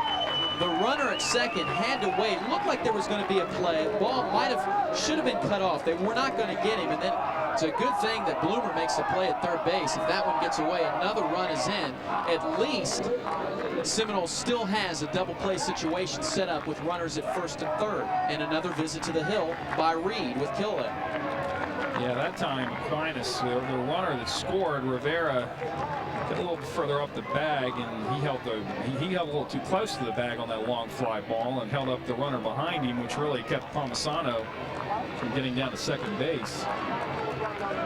It's really on that play. They should have runners at second and third with a run in, but first and third, we're going to have that courtesy runner again. Evan Swaisland will come in to run for Palmisano. That's one of the reasons why he has that many RBIs. He picked up number 28 on that swing error.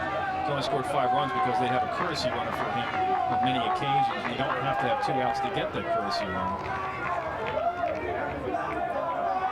Joe Zanerko at the plate. When you look at these two teams, the quality of opponents that they have played, only one common opponent for both of these schools. They each played Palm Harbor University and were victorious. Of course, for Seminole, that was earlier in the season. St. Thomas faced them in late March. Eric here now with a down 3-0. They're going to pull the infield in with 1 out. They're not going to be up the middle. Double play depth, and Killalea with enough speed pitch. Zanerko swings through. He struck him out once, and he got him to ground a little double play back in the first. Strikeout here would be big for Killalea. He puts the ball in play. A run, especially in the outfield, automatically scores pretty much for Aquinas. He dinks it into right field. That's going to be an RBI single for Zanerko. Actually going to be more than a single. This is going to kick away from the right fielder Lister. 1 run in. Runners now at second and third after the double off the bat of Joe Zanerko. It's now 4-0 Aquinas, and the wheels are quickly coming off the train for the Seminole Warhawks. Zanerko will take a hit any way you can get it. Anybody at the plate. This one just quirked down the right field line, and then Lister coming over, fell down, gave the runners an extra opportunity for that extra base. And Zanerko beat feet down to second. And still only 1 out for the Raiders. Infield way in now. Breaking ball is in there for a called strike to Jared Labasca. He has struck out swinging twice. Late substitution, or came in with 2 down in the first after the injury. The starting center fielder, Giannotti, falls behind 0-2.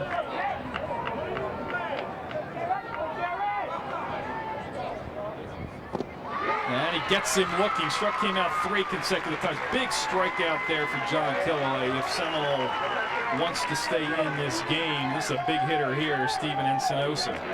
Well, this is where Giannotti would be hitting if he's still in the contest. He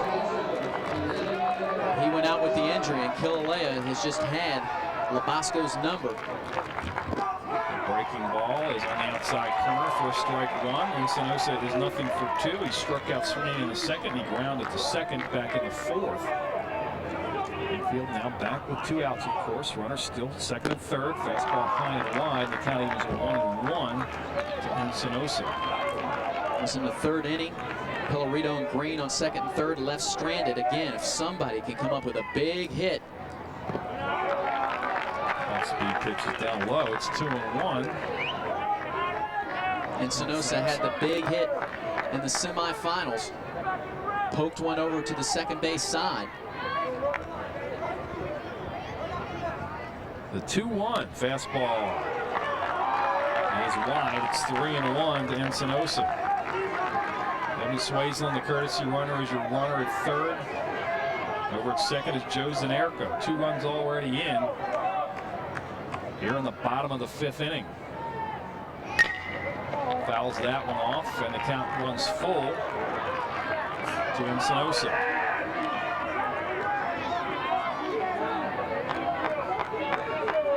Encinosa 461 average. Not bad coming off the bench.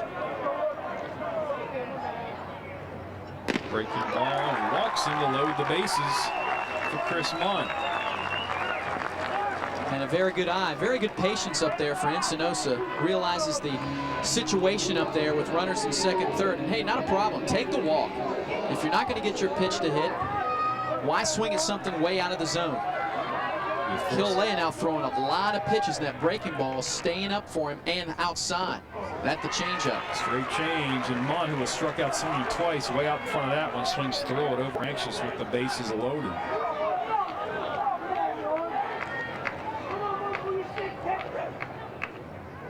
Fastball right through the heart of the plate. It's 0-2 to Chris Munn. Kilalea's not lost anything on his fastball, as you could hear the pop in the mitt from Bobby Wilson. Comes right back inside. Struck him out for the 3rd consecutive time. Big strikeout for John Killalea. They leave the bases loaded. The 2 runs are in on 4 hits. We move to the top half of the 6th. Aquinas doubles the lead. They all lead it by the score of 4-0.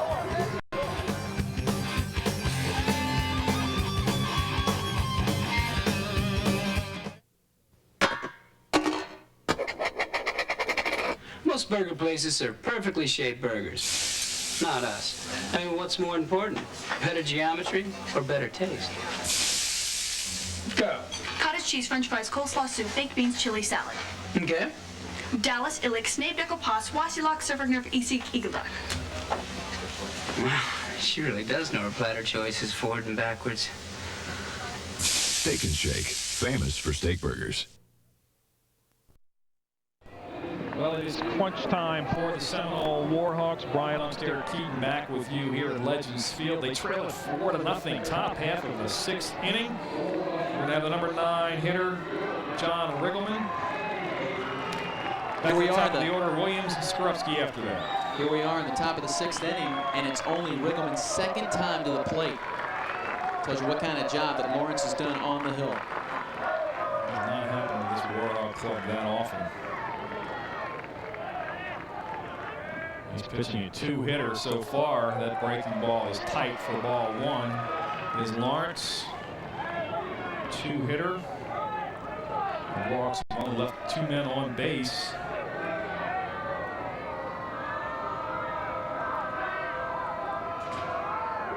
Another breaking ball. And that one.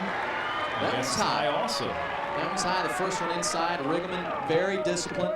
Walked his first time up, as you mentioned, was stranded and left on second base. For some reason, the number 9 hitter is just giving Lawrence fits. The 2-0. High, it's now 3-0 for Riggleman. The interesting thing on the 2-hitter so far being pitched by Lawrence, Eric, is he has not registered a strikeout. He also trying to stretch out that arm. He sat on the bench for a while there in the bottom of the 5th, trying to get loose. These umpires work these guys out here. Don't give them too much time in between innings. Action, right-hander up in the bullpen for Aquinas. 3-0 on its way, and that is high. 4-pitch walk to start the 6th for John Riggleman. 2nd consecutive time he has drawn the walk. And that'll bring up Daniel Williams. We mentioned earlier about his nickname being Game Time, but first a visit to the hill by St. Thomas Aquinas. As you mentioned, they had action up in the bullpen. But Daniel Williams has sacrificed his last time up. Reliever out there working is Michael Gula, the reliever, a right-hander, just a junior. 28 innings pitched with a 2-1 record and a 1.75 ERA. Game Time at the plate. You know, for those of you that are not aware of Daniel Williams, should be going to Delta State. Played football. And we nicknamed him Game Time because when the cameras were on, he just lit it up.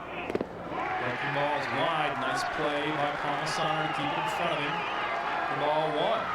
But even with his nickname, his repertoire, I guess you could say, Brian, for him to be the leadoff hitter, you don't hear much about him on this team. Just tells you the talent that Seminole has, but they have to let it show here now, trailing this one by 4. Fastball catching the outside corner, 1-1 to Danielle Williams. Danielle scored 26 runs this year, and hitting .341. Down by 4. Do not expect Riggleman to be headed down to second anytime soon. It's old station to station. Swings through. I think there may have been a splitter on the inside part of the plate. Fouled it off actually backwards. It's now 1-2 to Danielle Williams. It was in on the part of the hands of Danielle Williams. When you runner at first, nobody down, top half of the 6th inning. The Warhawks trailing at 4-0. And I mentioned to Coach Miller, I said, look, you haven't had much production by the top of your order coming in, combined 0 for 13. Yes, they have scored runs, but here's when the leadoff man needs to get a hit. Leadoff man already on in Riggleman, but a hit is needed by number 4. Fights that one off to stay alive with a breaking ball diving away from him. Fouls it over the dugout. Count remains 1-2 to Danielle Williams. Great running back, receiver, defensive back, return man. He did it all on the football field for Sam Roper's Seminole Warhawks. Had a great season until they ran into that buzzsaw Braden Southeast and Ingram McPherson. Having a great season here on the baseball diamond. Running into a buzzsaw right now in St. Thomas Aquinas. Grounds it on the left side. Bake into second. Over to first. Not in time to double up Danielle Williams. Great effort by Bacon and Pellerito, though, because Danielle Williams is not grabbing the many double plays, and they made it close. The force out at second. Williams will be a 1-out base runner at first. Williams just trying to put the ball in play. Does not want to go down swinging. Slapping at that one. Clearly beats the throw. Trips over the bag. Williams now with some wheels at first base. Still down by 4. Do not expect him to take off running as Skorupski steps into the plate. Skorupski flew out to center and grounded to short. His 2 at-bats. Jay Lawrence pitching a gem. 2-hitter, has not struck a batter out, but he's kept these potent Seminole Warhawk team off balance. With that up motion, he hides the ball well, kind of throws it across his body. Fastball is almost a natural little cutter, as they would call it. Goes the breaking ball. Doesn't walk many hitters, giving up 2 walks, both of them to Riggleman, the number 9 hitter. He's had fairly good control, despite pitching to the number 9 hitter in the lineup. As now the Warhawk fans try to get behind their team. Been behind them all year, and they've been perfect. Outside corner for strike 1. It's been a pitcher's zone this entire contest. A big out here for Lawrence, because if he can get the out here and then allow Kotchman to lead off the inning. Now Francis, the first base coach, is coming in, and he's wanting to clarify a strike zone. Is he arguing, or is he asking for a balk on the pitcher? Not quite sure what his point was. Let's see. Looked like a halt in the motion. That pitched low and away. Yeah, that was a tough strike right there. You said low and away, it looked like. Francis wouldn't have took it for a strike. He would have put it in the right field for a base hit. But these hitters are going to have to realize that's going to be called, and they're going to have to poke it. The 0-1 to Skorupski popped up on the right side. Will it get out of play, or will Zanerico have a shot? It's out of play in about the 5th or 6th row. And falling behind at 0-2 is John Skorupski.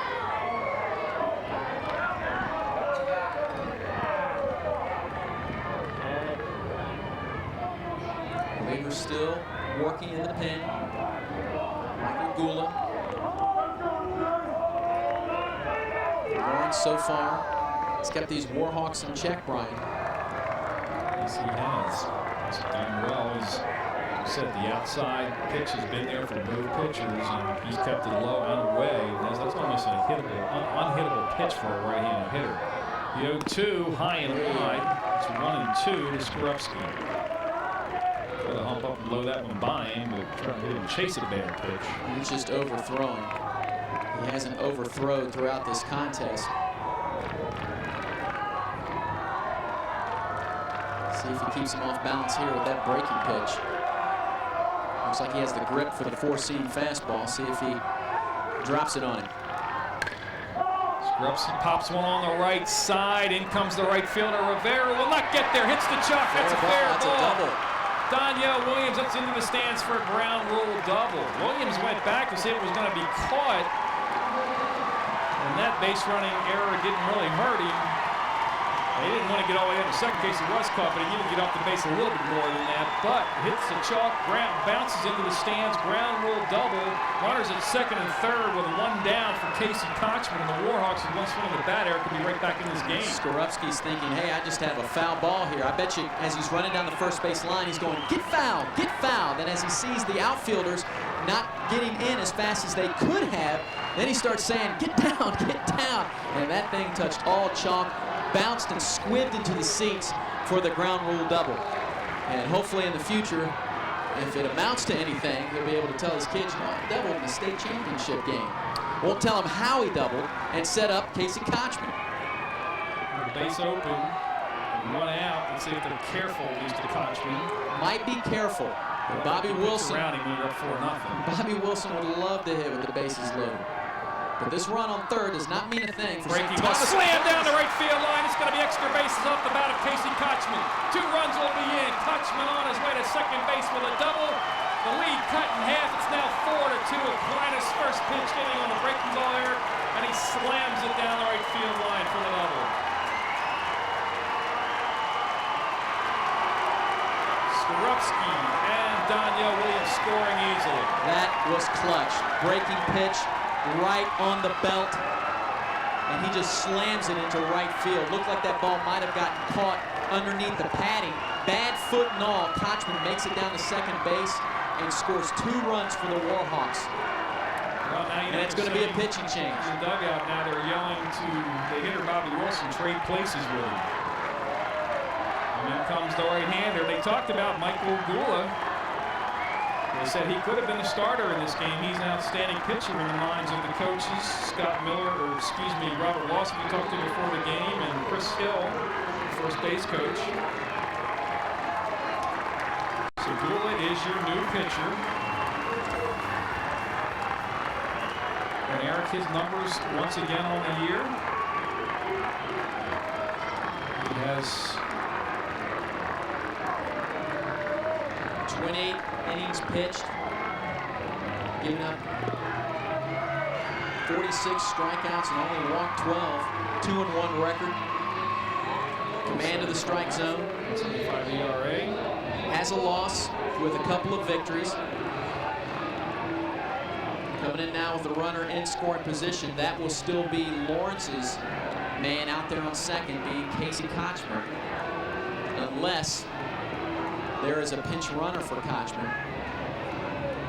But Wilson now coming to the plate. You mentioned that sure would like to change places with him. They'd like to have him give each other a high five at the plate. Now Kotchman coming back out of the dugout. He went in momentarily, so he is going to stay in the contest at second base. He was taken out in the 6th inning in last night's game and went back in to play some defense. Bobby Wilson, in his 2 times at bat, he singled and flew out to right field. He seems to hit very well with runners in scoring position. 6 RBIs coming into tonight in the last 2 contests in the regional final and last night's semifinal against Gonzales Tate. As you mentioned, he's 1 for 2 in this one. This is a clutch situation right here.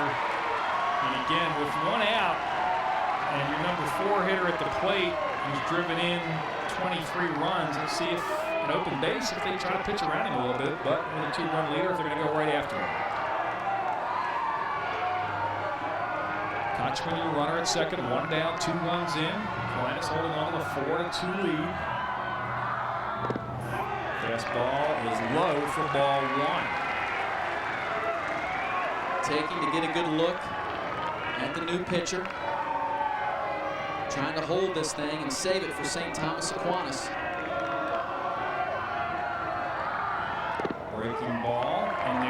call it strike. And the Academy's are 1-1 to Bobby Wilson. And that was the first look that Wilson had at the curveball. You can see him bend at the knees a little bit, duck down. Love the way he holds that bat out over the strike zone, basically. Has those hands ready to hit. Fastball, and he calls that a strike. That looked low and away. That's been a wide pitch. That's been a pitch he's been at least mostly consistent with as the home plate umpire Mark Howes, but puts Wilson in the hole at 1-2. That's a tough pitch to hit. Took a high fastball down on the count 0-2 against Gonzalez Tate last night. Down 1-2 here. Fastball fights it off to stay alive at 1-2. You know, usually when you're out there and you have 2 strikes on you, you're trying to protect the plate, trying to choke and poke, put it anywhere, put it in play. But Bobby Wilson is going to get his cuts. If he pokes it, he can poke it about 380 feet. Certainly look big right here for the Warhawks. 1-2 to Wilson. Breaking ball, fights it off. Slow roller on the left side. Goes through the shortstop. Tyler Greene on his way to third is Kotchman. Good alert base running by Kotchman. Although probably maybe should have been off on the roll. When you're down by 2, you don't want to take a chance. So that was not bad base running. The aerial video on Tyler Greene. Unusual, outstanding fielder normally. Now Seminole with runners at the corners with 1 down for Errol Bloomer. Just slapping down on the pitch, a high pitch that Greene just could not handle. Don't know if it took a bad hop, if it had a Seminole Warhawks spin on it, but Wilson will take it. He gets on base, first and third for the Warhawks. Greene and all these players out here, you can ask both coaches, you know, how well do they play defense? And all of them tell us, hey, you know, this is how we got here. You know, we had to play defense in order to get here. So an error just like that, a physical error, it's going to happen. A bad time for St. Thomas Aquinas. And that's the type of team Seminole's good. They put a lot of pressure on you in a big game like this. Get a little nervous and things like that happen. We're a little anxious trying to make a play before the ball's to you. Runs to the corners, 1 down for Errol Bloomer. Takes that fastball on the outside. Part of the play for strike 1. That's when you hear the moans and groans out here. You can even see the fans with their hands on their face. It's crunch time here. Seminole does not want to wait till the top of the 7th, and here they are, the meat of the order that's been 12 for 21 coming into this game. Breaking ball, high for ball 1. It's 1-1 to Bloomer. I mean, if you had a major league pitcher like Maddox, you could paint that and keep that pitch on the knees 6 inches off the outside part of the plate. Nobody would get it hit. The way they struck at these high school pitchers can't hit that spot every time, obviously. The 1-1 on its way in the dirt. Good job by Palmisano to keep it in front of him, to keep the runners from advancing, and more importantly, to keep the runner third Kotchman from scoring. He's going to go out and talk things over with Mike Gulla, the junior right-hander. It looked like Gulla was having some problems with his footing. He checked back. That's a nice play by the catcher. As you can see, after the end of that play, looked back at the hill to see where he was slipping. Of course, when you throw a pitch in the dirt, you're trying to find any explanation besides your arm throwing one in the dirt, but he's fresh. Wilson, runner at first, Kotchman runner at third, 1 down, 2 runs already in here in the top of the 6th. Breaking ball, fly ball to left field. Kotchman's going to tag up in, can't make the play, going to fall for a base hit in front of Labasco. Kotchman on his way, he will score easily. It's now 4-3. Aquinas 3 runs in for the Warhawks here in the 6th inning. RBI single for Errol Bloomer.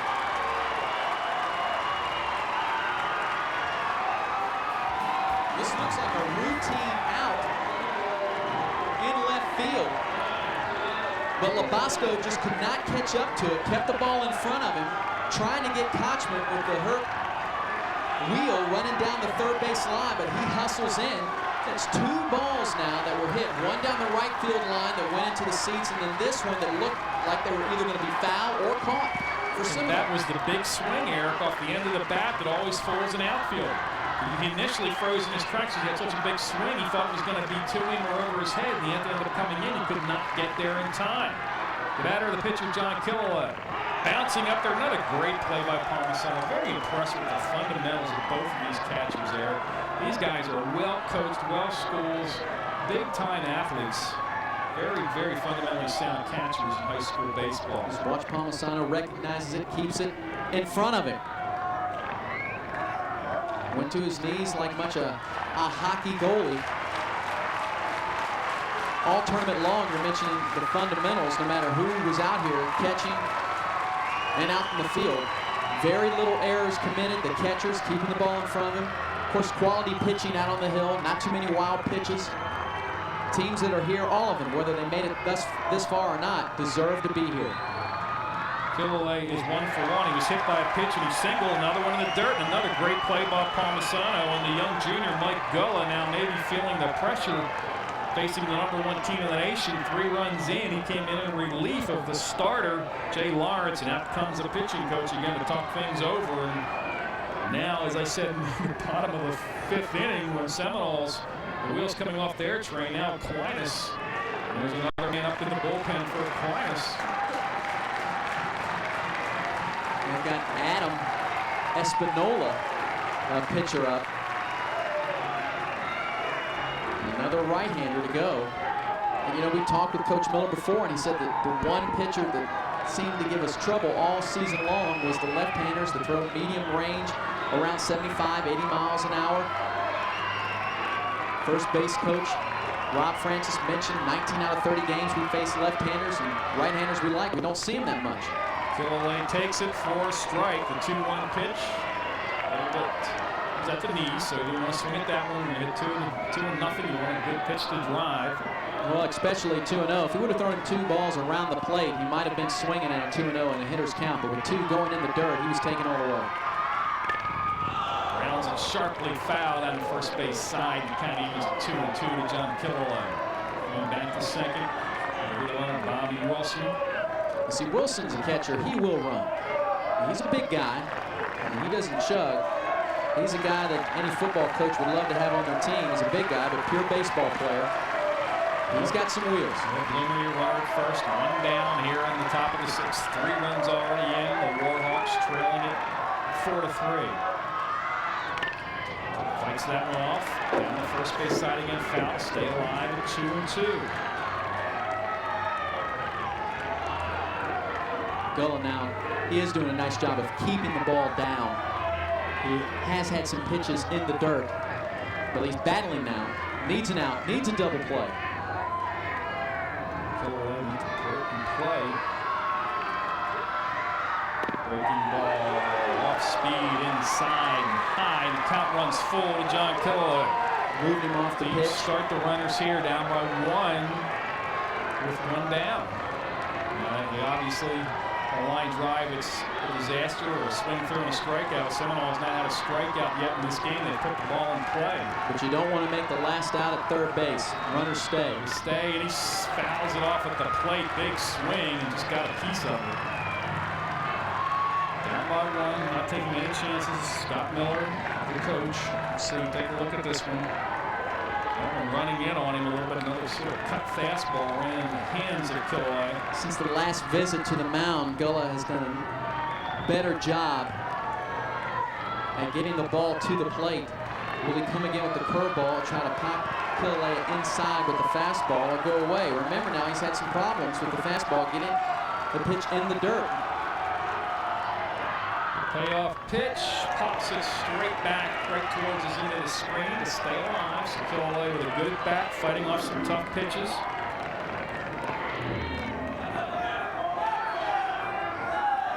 Three runs in this inning on 3 hits, 2 of them doubles. One of them a scorching double by Casey Kotchman. Skorupski's up down the right field line and hit the line, but he'll take it. Again, the payoff pitch. Breaking ball high for ball 4. He walks the bases loaded for Phil Stillwell, yesterday's hitting hero. Nice piece of hitting by John Killalea, fighting off pitches. And now he'll get a break, come back to the dugout as TJ Large will run for him. Good move here by Scott Miller and his coach instead. Large, as we talked about, a great base runner. So is Killalea, but he's pitching his heart out on the mound in the 6th inning. Don't want to tire him. unnecessarily. A good piece of hitting. Of course, his father, the ex-basketball coach of Seminole.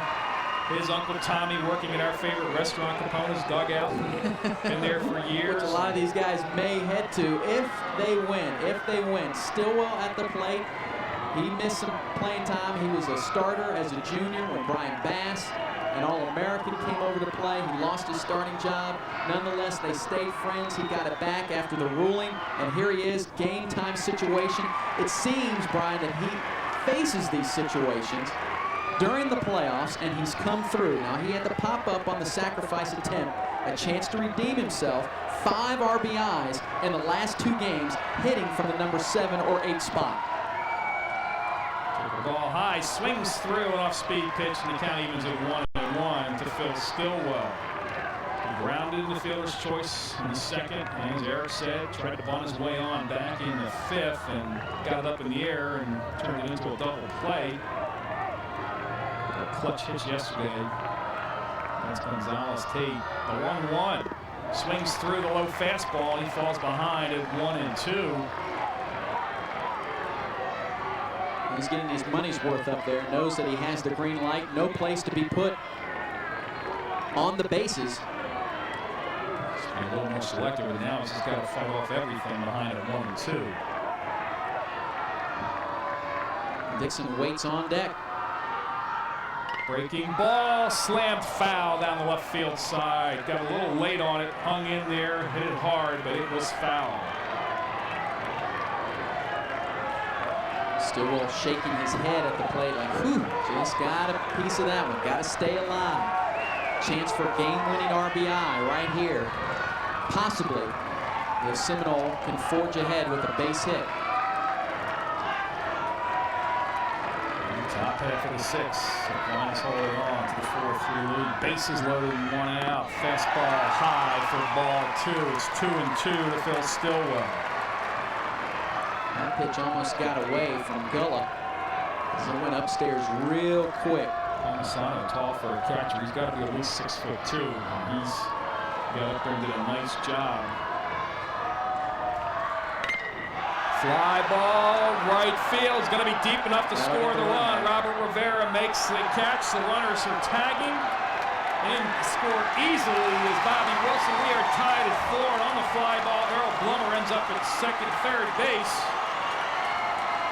It's tied at 4, sacrifice fly for Phil Stillwell, and the runners now at first and third with 2 down for Ryan Dixon. There is no way that the right fielder, Robert Rivera, is going to throw out Wilson. The ball's hit too deep in this park. Wilson with the slide. As I said earlier, just to get dirty, knows that they've tied the ball game up. Now first and third, wheels on at first base with a tied ball game. I wouldn't be surprised to see Stillwell moving in this situation, but you don't want to take the bat out of the hands of Dixon, who is so due for a hit. Before he was injured, as Eric talked about, middle of the season, came back the other day and was 0 for 3, had some good swings, and he fouls that one into the stands. You've been off for a while, Eric, because you know you play a lot of baseball. Sometimes you're just a little anxious, your timing's off, you get up there and you want to make a big play, get a good piece of the ball and put it in play, and not as selective. And see if Dixon now can have a good at bat as he falls behind 0-1. Possibly take a few pitches because Stillwell not on first. TJ Large still at first base. See if the pitcher forgets about him over there and see if he can take off. Chopper back through the middle. Easy play to retire to the side. Tyler Greene to Colorado, but 4 runs in for the Warhawks. On 3 hits, they leave 2 men on. We move to the bottom of the 6th, and we are tied at 4 in the 5A state championship. Don't go away. This should be a great finish.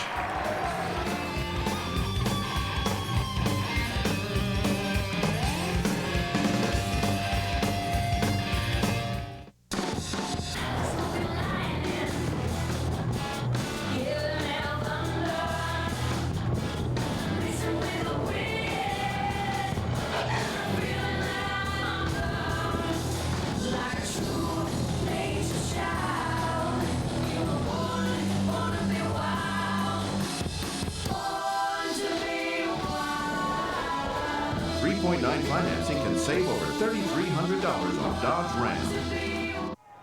Casey Kotchman with a big 2-run double to get Seminole on the scoreboard in the top of the 6th. They played 2 more to tie it at 4, move to the bottom of the 6th, and Jimmy Bacon leads off by taking a breaking ball for a called strike.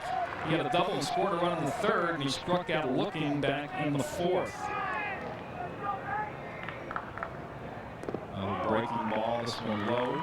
And it evens at 1-1 to Jimmy Bacon, the 3rd baseman. It was a long inning for Killalea. Of course, he had that long at bat, and after he was pinch run for, he went down to the bullpen and got some work in just to stay loose. That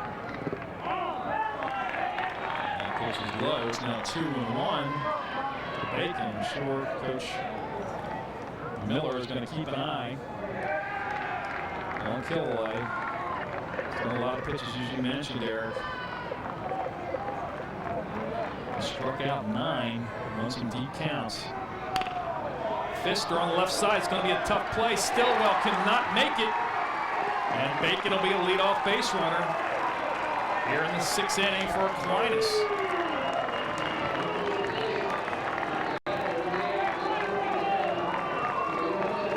Ball off the end of the bat. Should be a base hit.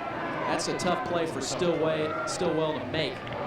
Come running in and almost might have been able to bare-hand it. And Bacon left-handed out of that box very quickly. We'll call it a base hit to me, or otherwise it's a tough play for any level of fielder. Robert Rivera around the bunt.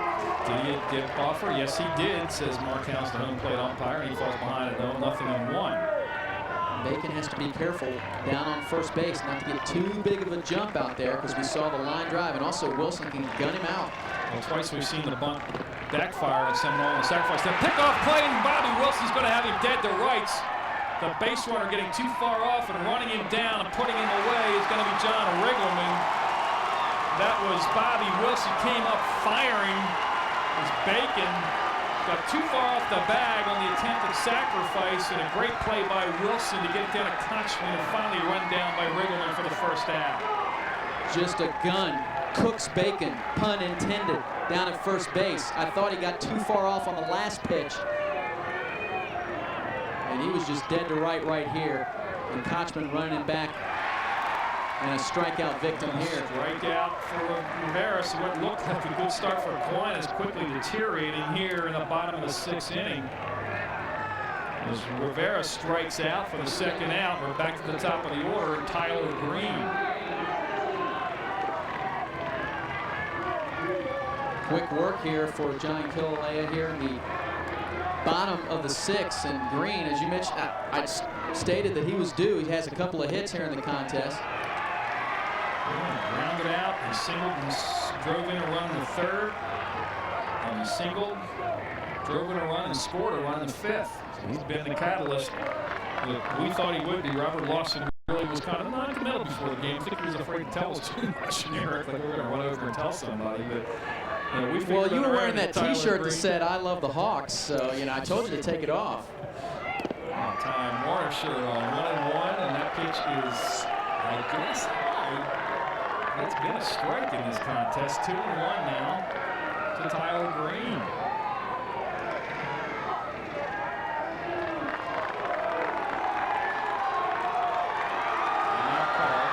Well, a situation in the stands, and this is a rule in high school baseball or any sport. They try to keep fans on one side of the field, and fans on the other side of the field. Some Seminole fans went over behind the St. Thomas Aquinas fans, and the Legends Field security here quickly to recognize it. Did a nice job of asking them politely, please go over and sit on your side of the field. You can celebrate or grab the tissue paper if you lose at the end of the game. But right now, hey, sport 2, be good sports. 3-1, fastball catching the outside corner, and the count runs full to Tyler Greene.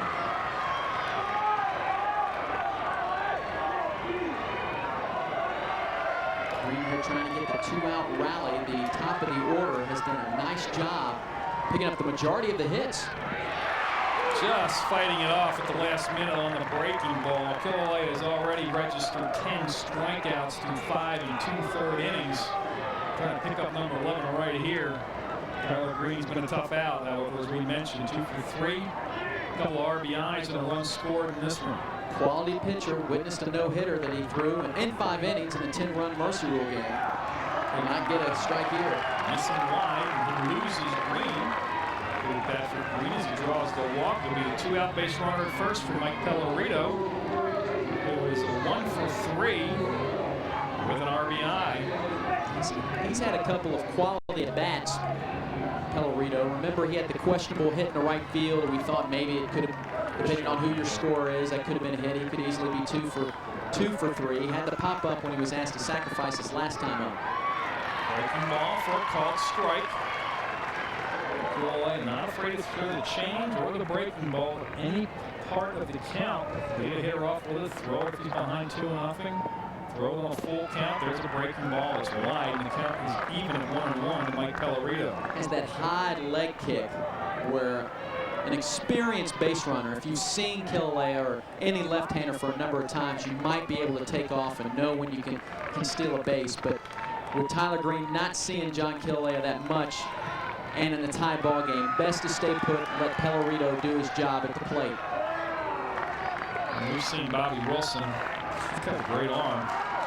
Now, I don't know, look at the umpire was jawing a little bit with the catcher, Bobby Wilson, and now comes Coach Scott Miller to say to Mark House, what's going on here?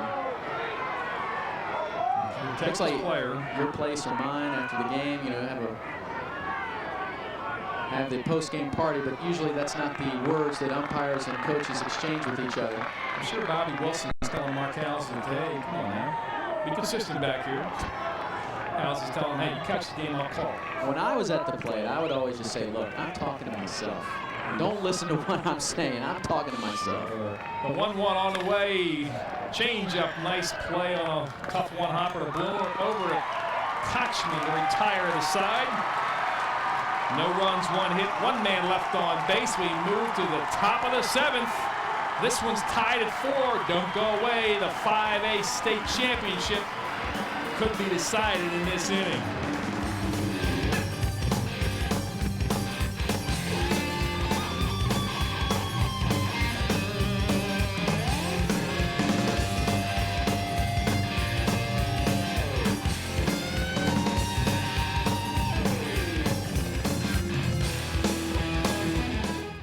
It's a new, easy-to-use picture-in-picture on-screen guide, crystal clear reception on over 200 channels, and high-speed internet access with Roadrunner. CD-quality sound so vibrant, you'll swear you're really there. And there's no expensive equipment to buy, all from the leader in home entertainment. When you want the best picture and sound available, it can only be called one thing. Digital. Time Warner Digital Multimedia. Welcome to What's Next. When it's a matter of life or death, they call on us, the Air Force Reserve Pararescue Team. Our mission is search and rescue, as far and as long as it takes. We get to those in danger, and we get them out. The Air Force Reserve may be a part-time job, but it's a full-time experience. Air Force Reserve, above and beyond. Top half of the 7th inning. It's all tied at 4. The #1 team in the nation, the Seminole Warhawks. The #8 team in the nation, the St. Thomas Aquinas Raiders. Man up in the bullpen, staying loose is Adam Espinola. He's now on the mound. My mistake, Adam Espinola is now in the game. No, he's not. This is still goal. Okay, Seminole relief pitcher Phil Stillwell. Phil Stillwell, okay. So the uniforms now are full in the air. As the sun begins to set, pulled that shadow up and you have to look twice down there in the bullpen. Riggleman, Stillwell, the shortstop, is loosening up in the bullpen, so we get it squared away. He will be the relief pitcher if needed, whether not yet known whether he will start the bottom of the 7th. I guess it depends on the top of the 7th here with Riggleman starting it off. Hey, I believe that's the first time he swung the bat. I don't know. We'd have to go back and look since he has walked a couple of times. He's walked twice.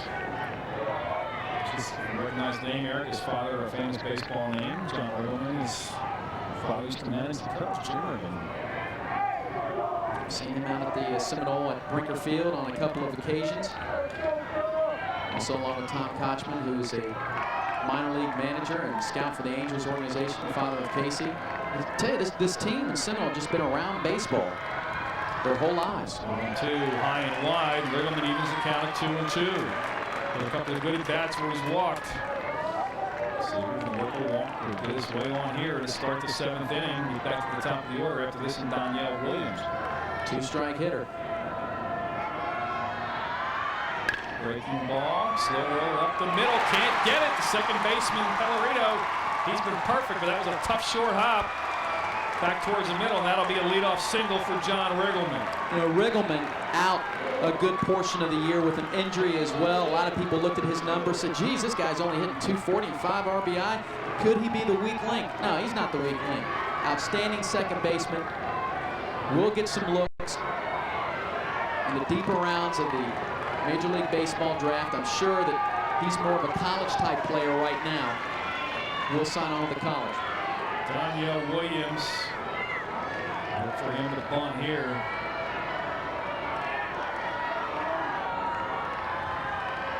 He squares around. The breaking ball is called a strike. Williams scored back in the 6th inning after hitting to a fielder's choice. And he had a sacrifice bunt in the 3rd. And he popped up, bunting. Back in the 1st, popped up swinging, so back in the 1st to the pitcher. Chased the runner back, Riggleman. Off runner here at the top of the 7th inning. Score tied at 4 in the 5A state championship game.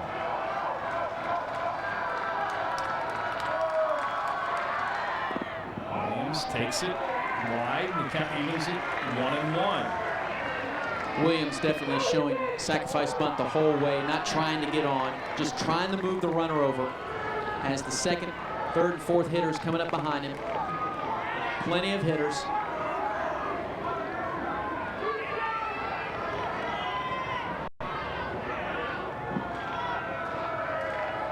The 1-1 to Williams, going to swing away, takes a strike on the outside corner. Painting the black out there on 2 of the pitches is Mike Gullen. Now Williams is going to probably be forced to swing away here. In the hole at 1-2. Williams now with 2 strikes, as you mentioned. I'm going to do like Riggleman here. Now he's showing bunt with 2 strikes. Yeah, he strikes out, popping it foul. So taking the bunt off, and he. Well, scoreboard's in 1-2. Well, he's out. Just now, umpire's not too. Didn't realize it, I guess, or was maybe faking that he wanted to stand here. Maybe I'll fool him, but he's out. It's a strikeout. And he took a couple of strikes when he was. One when he was swinging, one when he was bunting, and he couldn't bunt the 3rd one. He's out of there. Gullet did a nice job of throwing pitches on the corner, working the corners. Had Williams guessing. Williams not a very good curveball, breaking pitch hitter. Skorupski 1 for 3 with a double and a run scored. Breaking ball wide for ball 1. Skorupski's double hit the chalk on the right field line. Setting the table for Casey Kotchman, who will follow him here in this inning. Driving the first 2 runs with a smoked double down the right field line. Well, those were definitely 2 opposite hits. The poor cue by Skorupski. Called strike. Kotchman on deck with the shot down the right field line. But the tie ball game, being the visitors here, Seminole, they have the quality of pitching. Until they stayed in the ball game. Still only 8 innings pitched all season. That one wide. It's now 2-1 to John Skorupski. You can't say enough about these catchers defensively. I could have gotten away with Palmisano and made it look easy for high school catchers. We haven't seen a pitch to the backstop this contest, whether it be pass ball or wild pitch.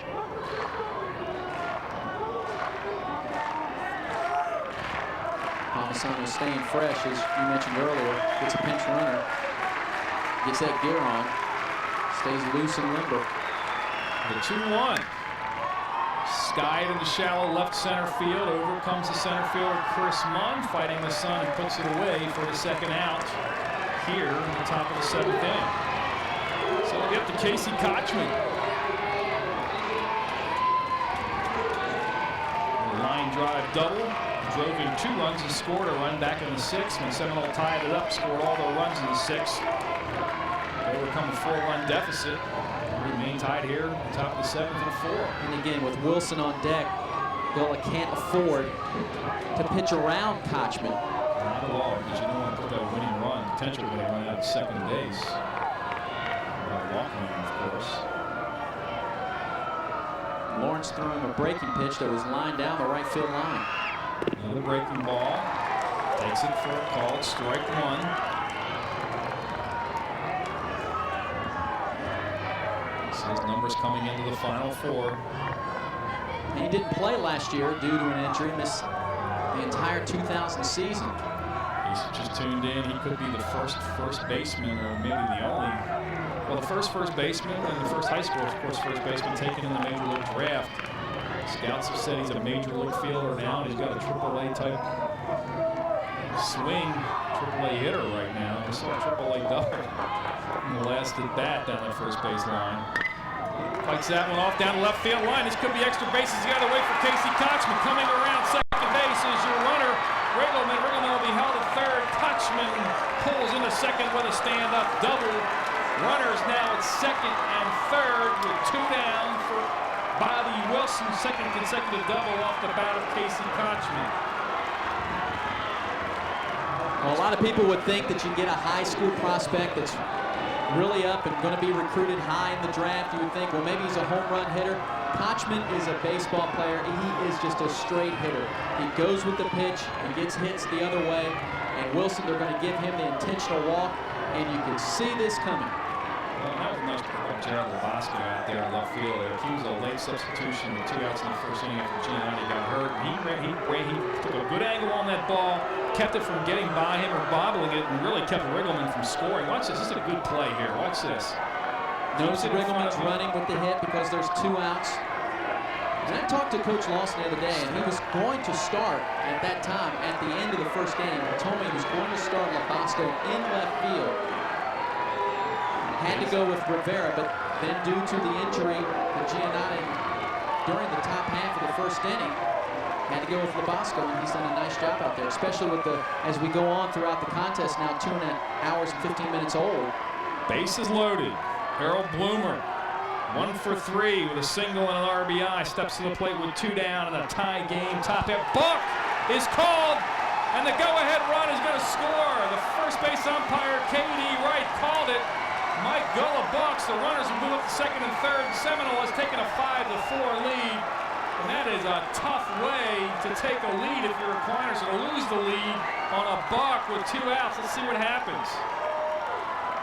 He started and he stopped. He started rocking back. That you have to call that. That's not a call you can let go. That is definitely a balk. This brings back memories of last year's 5A championship game. Merritt Island trailing to Sarasota, and then Sarasota had the 4-run lead, and the wheels just fell off for the Sailors. It looked like they were going to cruise on to a victory, and Merritt Island, one of the top-ranked teams then in the state of Florida, came back to win it in the bottom half of the 7th with walks, with hits batsmen.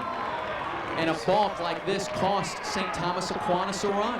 This is a key at bat now for Eric Bloomer with a base open, 2 down, runners at second and third. A single here gives them a 3-run cushion. The 0-1 to Bloomer. Breaking ball, swing and a miss. Nice off-speed pitch from Gullah. He falls behind. Does Bloomer at 0-2. And Bloomer way out in front of that pitch, and he knows it. And already ready to fire is Gullah, getting back on that hill very quickly, possibly locking himself up as he waits for the hitter. He swung through it the first time. You got to throw it again. Hits him outside. In the dirt, blown away. Nice block again from Palmisano to keep that 1/3 from scoring. Trying to make him chase one. These Seminole hitters very disciplined.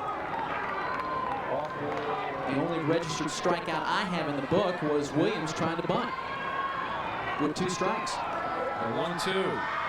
Breaking ball swings through, strikes out. Big strikeout from Gullah, but the Warhawks score the go-ahead run.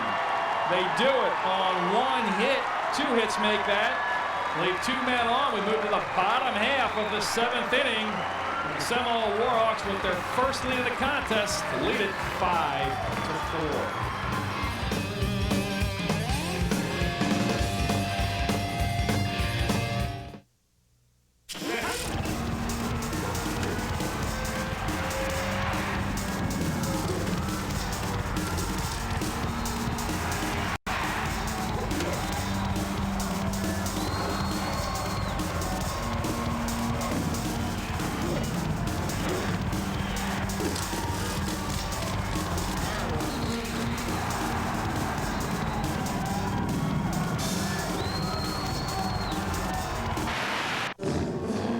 Seems every day someone promises you a faster way to the internet.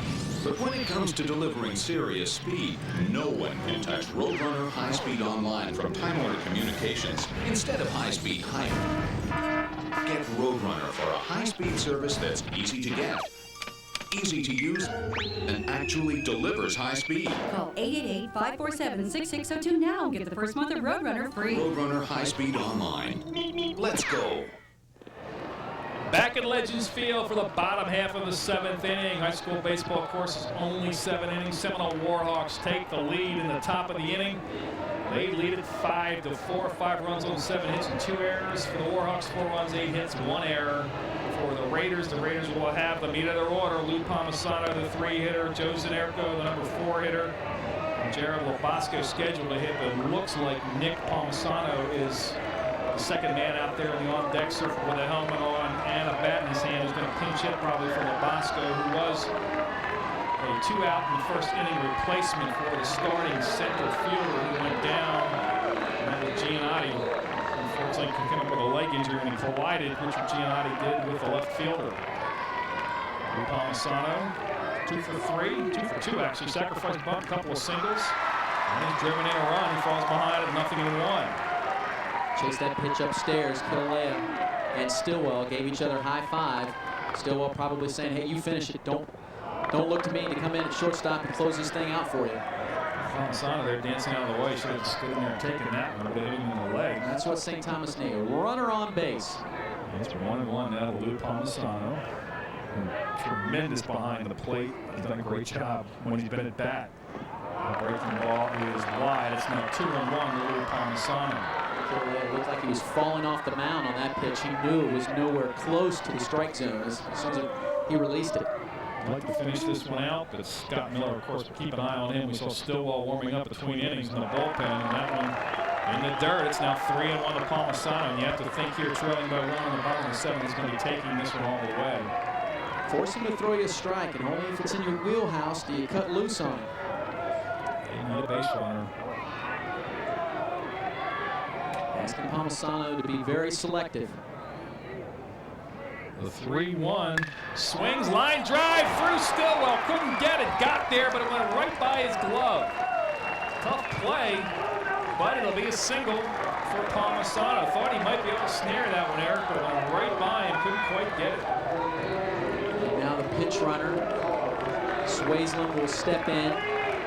But another hit for Palmisano. He's had quite the day at the plate. You mentioned 3-1, unless it's in your wheelhouse. That one in your wheelhouse, but Palmisano not able to turn on it, and he collects another hit. The key hit to lead off here in the bottom of the 7th. Darnell doing a good job getting able to cut that one off. Zanerko at the plate. Takes a called strike. 0-1 to Joe Zanerko. Rounded into a double play to end the first, struck out, looking back in the 3rd, and he doubled and drove in a run in the 5th. Swaisland, your courtesy runner at first, nobody out, around the bunt, he takes it for a called strike. Delayed call by Mark Howells. I was going to say that's been a strike, and it was there. So he falls behind at 0-2. See what Robert Lawson does here. He's going to have, I'm sure, have him swing away down by 1. Nobody out and the runner on first. Breaking ball swings through it, fights it off actually at the last minute. Thought he missed it, but he did fight it off to the plate. This is odd going a little bit, man, taking that one off the foot. crunch time now for Zanerko, and Wilson goes back to get position. You know, him and the home plate umpire, they've become very good friends here the past couple innings. They spent a lot of time together throughout the contest, but they spent just as much time away from the plate talking. The 0-2, straight change, popped up on the right side, coming hard. The right fielder makes the grab. Damon Lister calls off John Riggle and makes a nice play. That would have been a tough play for Riggleman, looking over his shoulder into the sun. Lister, looking into the sun, makes the grab. And look at that divot that his cleat caught. The spikes, right? Yeah, the Yankees are going to say, we're going to have that paid for by the time this tournament is over.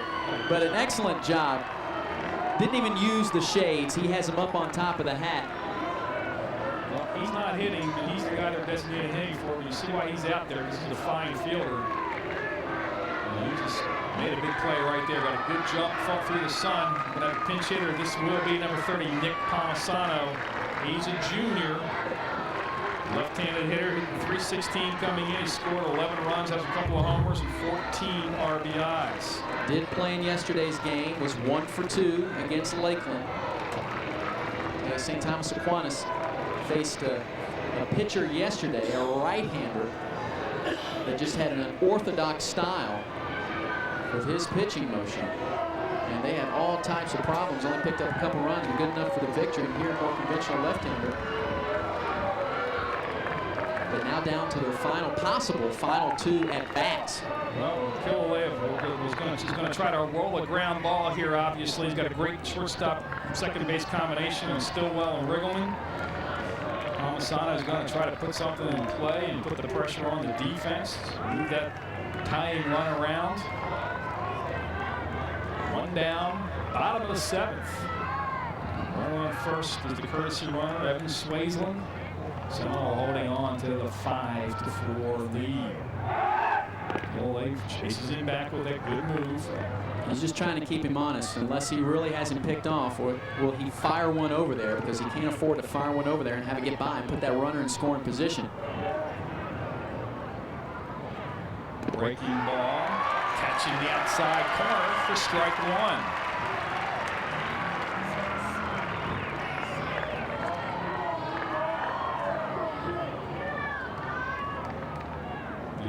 Another breaking ball, identical spot. He quickly jumps in front of the pinch hitter Palmisano with 0-2. Well, pinch hitting so hard coming off the bench and asked to get up there and get a big hit. You can see him from the bench, but it's different once you step up there. Swinging and miss. He fouled it off, I guess. Instead of hit the ground, fouled it off. Did your umpire, Mark House. So staying alive, just fighting it off. Is Nick Palmisano. Wilson tried to get the call, but Mark House right there making it. Take a look at it. And I don't think he touched it. But the 0-2 breaking ball puts it in play on the right side. Casey Kotchman going to tag the runner. Did he get him? Now they're going to say he didn't. Casey thought he had his legs. I guess nobody was covering out at second, because he could have come up and thrown, but didn't do it. We'll take another look from our high first base camera. Could be a big play in this contest. Stillwell is there. Just throw it and get the hit. He's trying to make a play, Brian. He's trying to get a tag and then trying to get the first. Nobody's on first, so you've got to throw. You can see that, Eric. You're right. He has back to him. You've got to go ahead and send that ball down to first base. And you have to take it out in this situation. Yes. You get it out. Now it's first and second. Winning run on first base. Tying run is on second. And here's the game-winning hit hero from yesterday's game. Ensenada steps to the plate. And a pinch runner. And a runner coming in. Kotchman will be the runner, the pinch runner for the pinch hitter. Ensenada struck out, he grounded the second, and he walked in the 5th. Seminole's defense today has been good at times, but they have had 3 plays where they've had outs on sacrifices that they didn't record. Let's hope for them it doesn't hurt them here in the bottom half of the 7th inning. There's the breaking ball. for ball 1 to Encinosa. Palmisano, the pinch hitter. Wilson thought he had him struck out, and so did Killalea, but he fouled off that 0-2 pitch before putting that one in play. The pickoff move, nobody there to cover.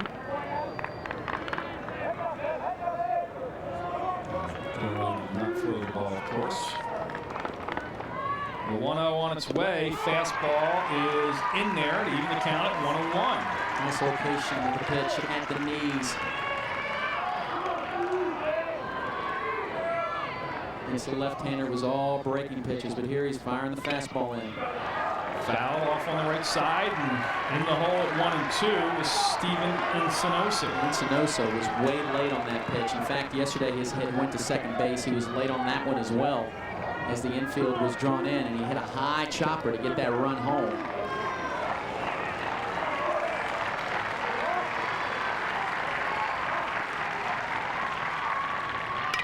Fastball, first base just foul by a foot or two. That could have been all kinds of problems, or caused all kinds of problems for the Seminole Warhawks. Encinosa fights it off and sends it sharply foul on the right side. Count remains 1-2, one down. Runners on first and second. At second is Evan Swayzell, the courtesy runner. Kyle Kotchman on first, the pinch runner.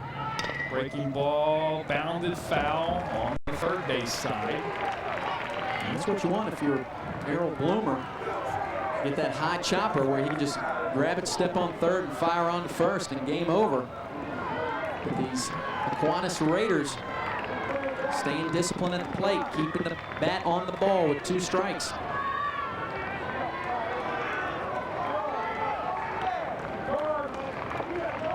The 1-2 on the way. Fastball is low, and the count evens at 2-2 to Encinosa. Encinosa, the designated hitter today. Really battling. Eddie Tyler's done a ton of pitches for 10 strikeouts. Back through the middle. Could this be 2? There's 1 over to first. Double play, and that's the ball game. The Seminole Warhawks come from behind with 5 unanswered runs to win the 5A state championship, and Eric all but wrap up the mythical national championship in high school baseball. What a comeback for the Warhawks, and they did it at the end with great defense. After their defense at times this game had let them down a little bit. And they're going to win it by claiming a balked-in run. And you know, a lot of people, and I don't mean any pun by this, but with those 10 defeats on their record, a lot of the fans, a lot of the parents, the coaches, the players would say that the FHSAA balked on that call, and a balked run brings it home.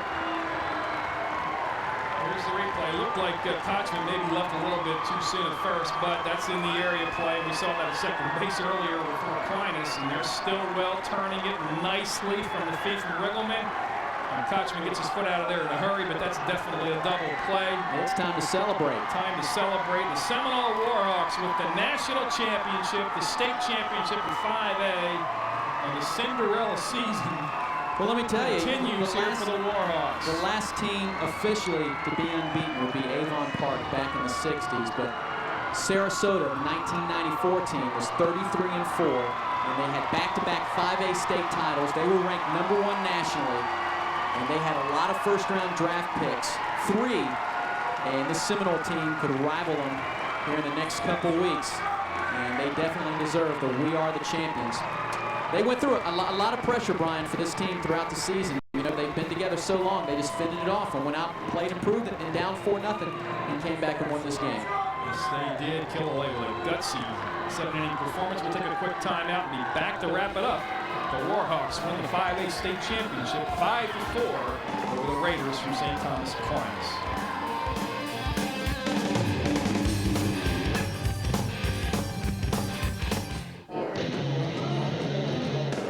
Only at the dugout. Only at the dugout. Only at the dugout.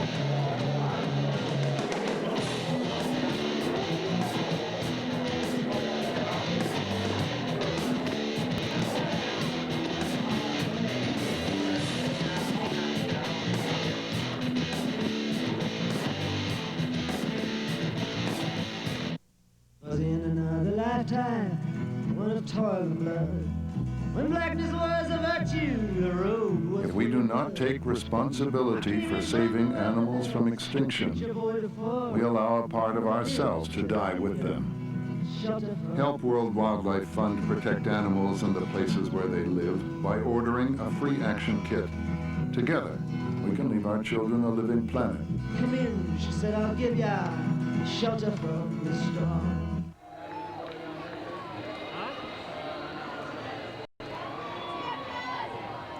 5-4, your final. 5 runs on 7 hits, 2 errors by the Warhawks. 4 runs, 9 hits, 1 error committed. Seminole Warhawks, the 5A state champions. Trophy presentation going to go on right now. They'll give St. Thomas Aquinas the runner-up trophies. Great year for St. Thomas Aquinas here. They finished at 30-5. They had the Warhawks down 4-0 through 6 innings, 5 innings, and the 6th inning was the big inning for the Warhawks. They played them as well as any team that I've seen them play against Seminole this season. And the Raiders came in here with, you know, they knew what they had to do. They weren't arrogant. They came in and they thought, you know, so what about the Seminole on the other side of the field? We know what we can do. It's not about Seminole, it's about us and what we can do. And I'm pretty sure they'll go back driving the bus and feel that, you know, they had some mental lapses, and they did. But that's what happened. But good teams overcome those, and the teams that finish in the runner-up spot, that's usually what happens. It's not a grand slam, it's not a game-winning base hit, it's usually some type of mental error. Seminole will officially finish at 21-10, but the 10 forfeits due to the player that moved in and then was ruled later on ineligible. They were undefeated on the field, 31-0 on the field, which is just outstanding in baseball at any level. Baseball is not a game you normally go undefeated on, especially when you have a season that's anywhere over 20 or 25 games. As you said, an undefeated team hasn't won a state championship since back in the 60s here in Florida. And officially, of course, they'll finish at 21-10, but they are not beaten on the field this year. Killalea runs his record to 11-0 with a gutsy 7-inning performance. St. Thomas Aquinas getting their trophies right now on the field. The Seminole Warhawks, the state champions. Shorecrest, the last private school team to win it in 1989. You mentioned public school, that would be Lakeland back in 1970. You talk about this Seminole Warhawk team. You know, the most runs they gave up all season long was 6, and that was to Dunedin. They were ahead in that ball game 7-2.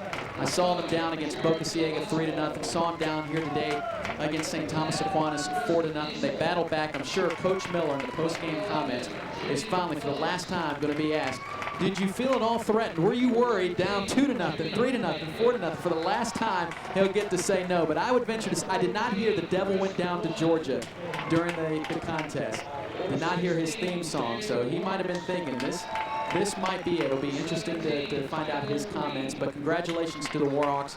They know they were unbeaten. I'm sure the T-shirts are coming out. I hope we get some, because it seemed like every game that they won another one, they got another T-shirt that said 26-0, 27-0, 28-0. But congratulations to both teams out there, and to our broadcast crew who did an outstanding job their first baseball game in about 5 years. And they did, and we'll hang around for another minute. What the heck? Let's see Seminole get their trophies and officially confirm their 5A state championship, their undefeated season. And the Warhawks winning 5-4, 4 runs in the 6th inning. A couple of back-to-back doubles by John Skorupski and Casey Kotchman.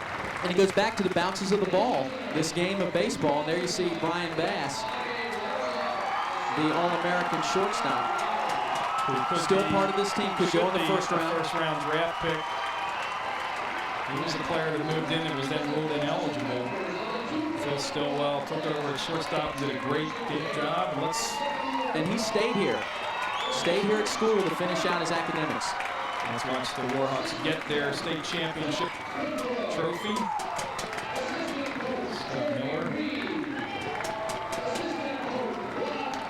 Not good, giving some handshakes as well. Coach Miller, he graduated USF, and he and I graduated high school about 10 miles apart from each other, although that was several decades apart. Trying to give him, trying to do some bonding last night with the coach, and then he started mentioning the movie, Remember the Titans, and I said, hey, look, we're playing baseball. This isn't about football. And actually, I believe our director was reminding us before this game began, if Seminole should win, it's actually the first baseball championship or any state championship here on Time Warner. And it's good to be a part of it with the Seminole Warhawks against quality competition from Fort Lauderdale. Well, it is in baseball and football. We've done a couple of state championship games in soccer.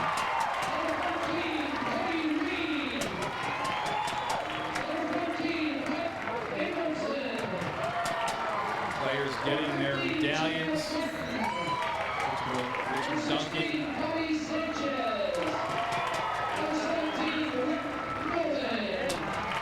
One last moment in the spotlight in this wonderful season for the Seminole Warhawks. Go get that big trophy. They will win the national championship. The two ranking services that rank them #1 coming in. ESPN and Baseball America.